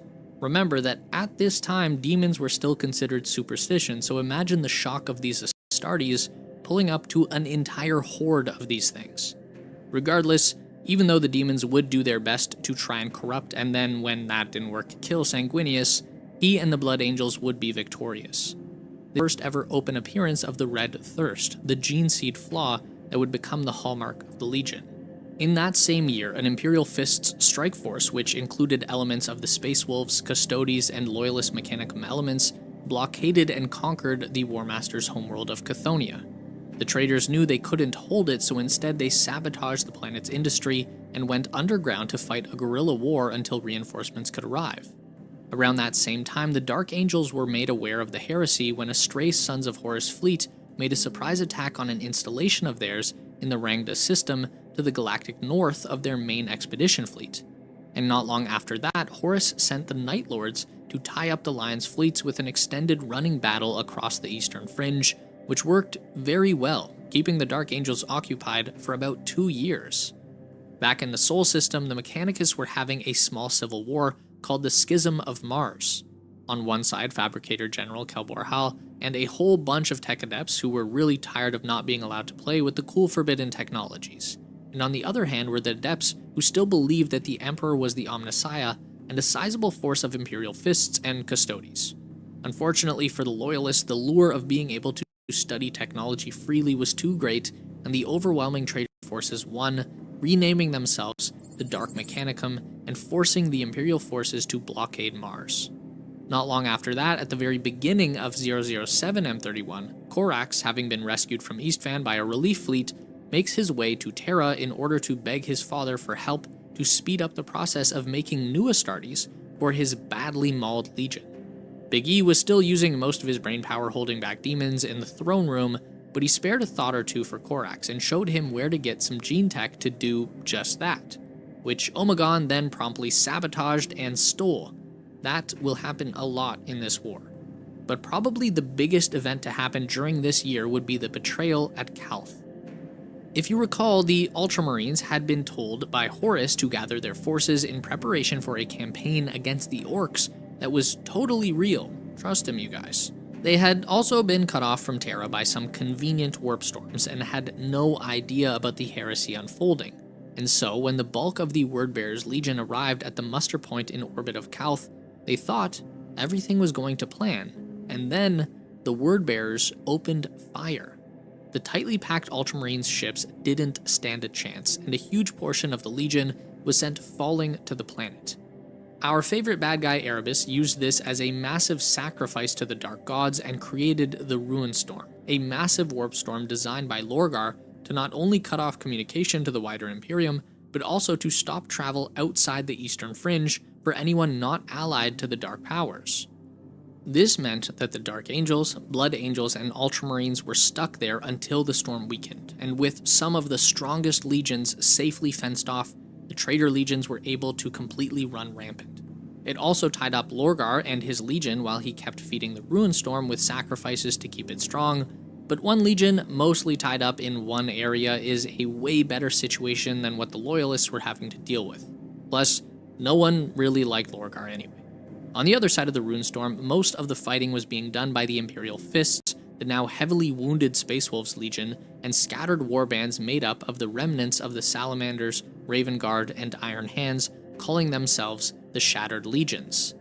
The Space Wolves had taken unexpectedly heavy losses on Prospero while gutting the Thousand Suns, and were immediately ambushed by a sizable Alpha Legion force after that at the Battle of Alaxis Nebula in 007 M31. This did not stop them from engaging the traitors, but it certainly made them more cautious, which was a win in the traitors' books. Dorn, meanwhile, had orders to protect the Sol system, and as we mentioned earlier, had his hands full with the Dark Mechanicum, and so could only send smaller forces out to help. A surprising amount of work was reportedly done by the Shattered Legions, who made the most of their smaller armies by using hit-and-run disruption attacks during much of this period. The only other big question mark during this time was Jagatai Khan and his White Scars.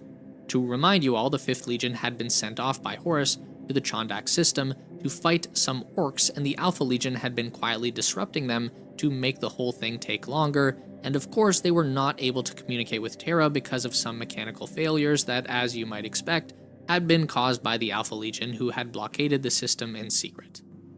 To make matters worse, Horus knew that at some point Jagatai would learn about the heresy, and since he still didn't know which way the Khan would swing, he told his brother that Russ had turned traitor and had attacked the Thousand Suns on Prospero. So when Leman Russ finally got a message through to his brother during the Battle of Alaxis Nebula we mentioned earlier, Jagatai had no clue who was telling the truth, but he did know how to find out.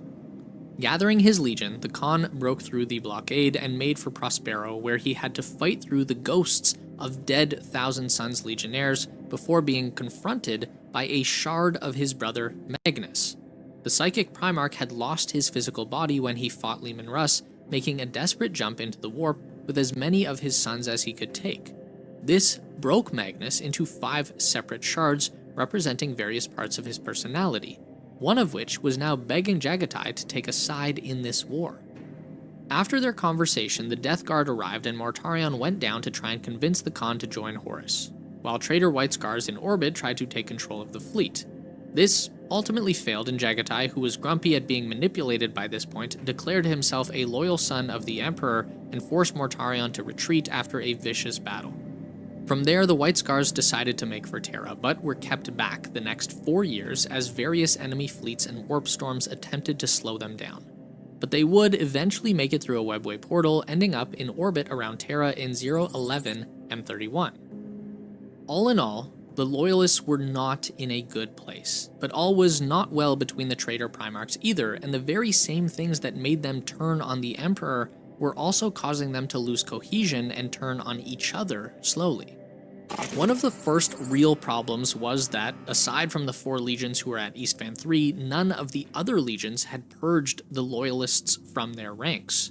This wasn't really a problem for the Wordbearers, who had all been heretics before anyone else. It wasn't a big deal for the Night Lords, whose forces were mostly made up of criminals who knew the Imperium didn't want them, so the few, if any, Loyalists either quietly slipped away or kept their mouths shut. But for the Alpha Legion and the Iron Warriors, this became a huge problem. Well, at least it definitely was for the Iron Warriors. We'll get to the confusing mess with the Alpha Legion in a minute. But throughout the heresy, loyalist groups of the Iron Warriors just kept popping up to delay the traitors whenever they could least afford it.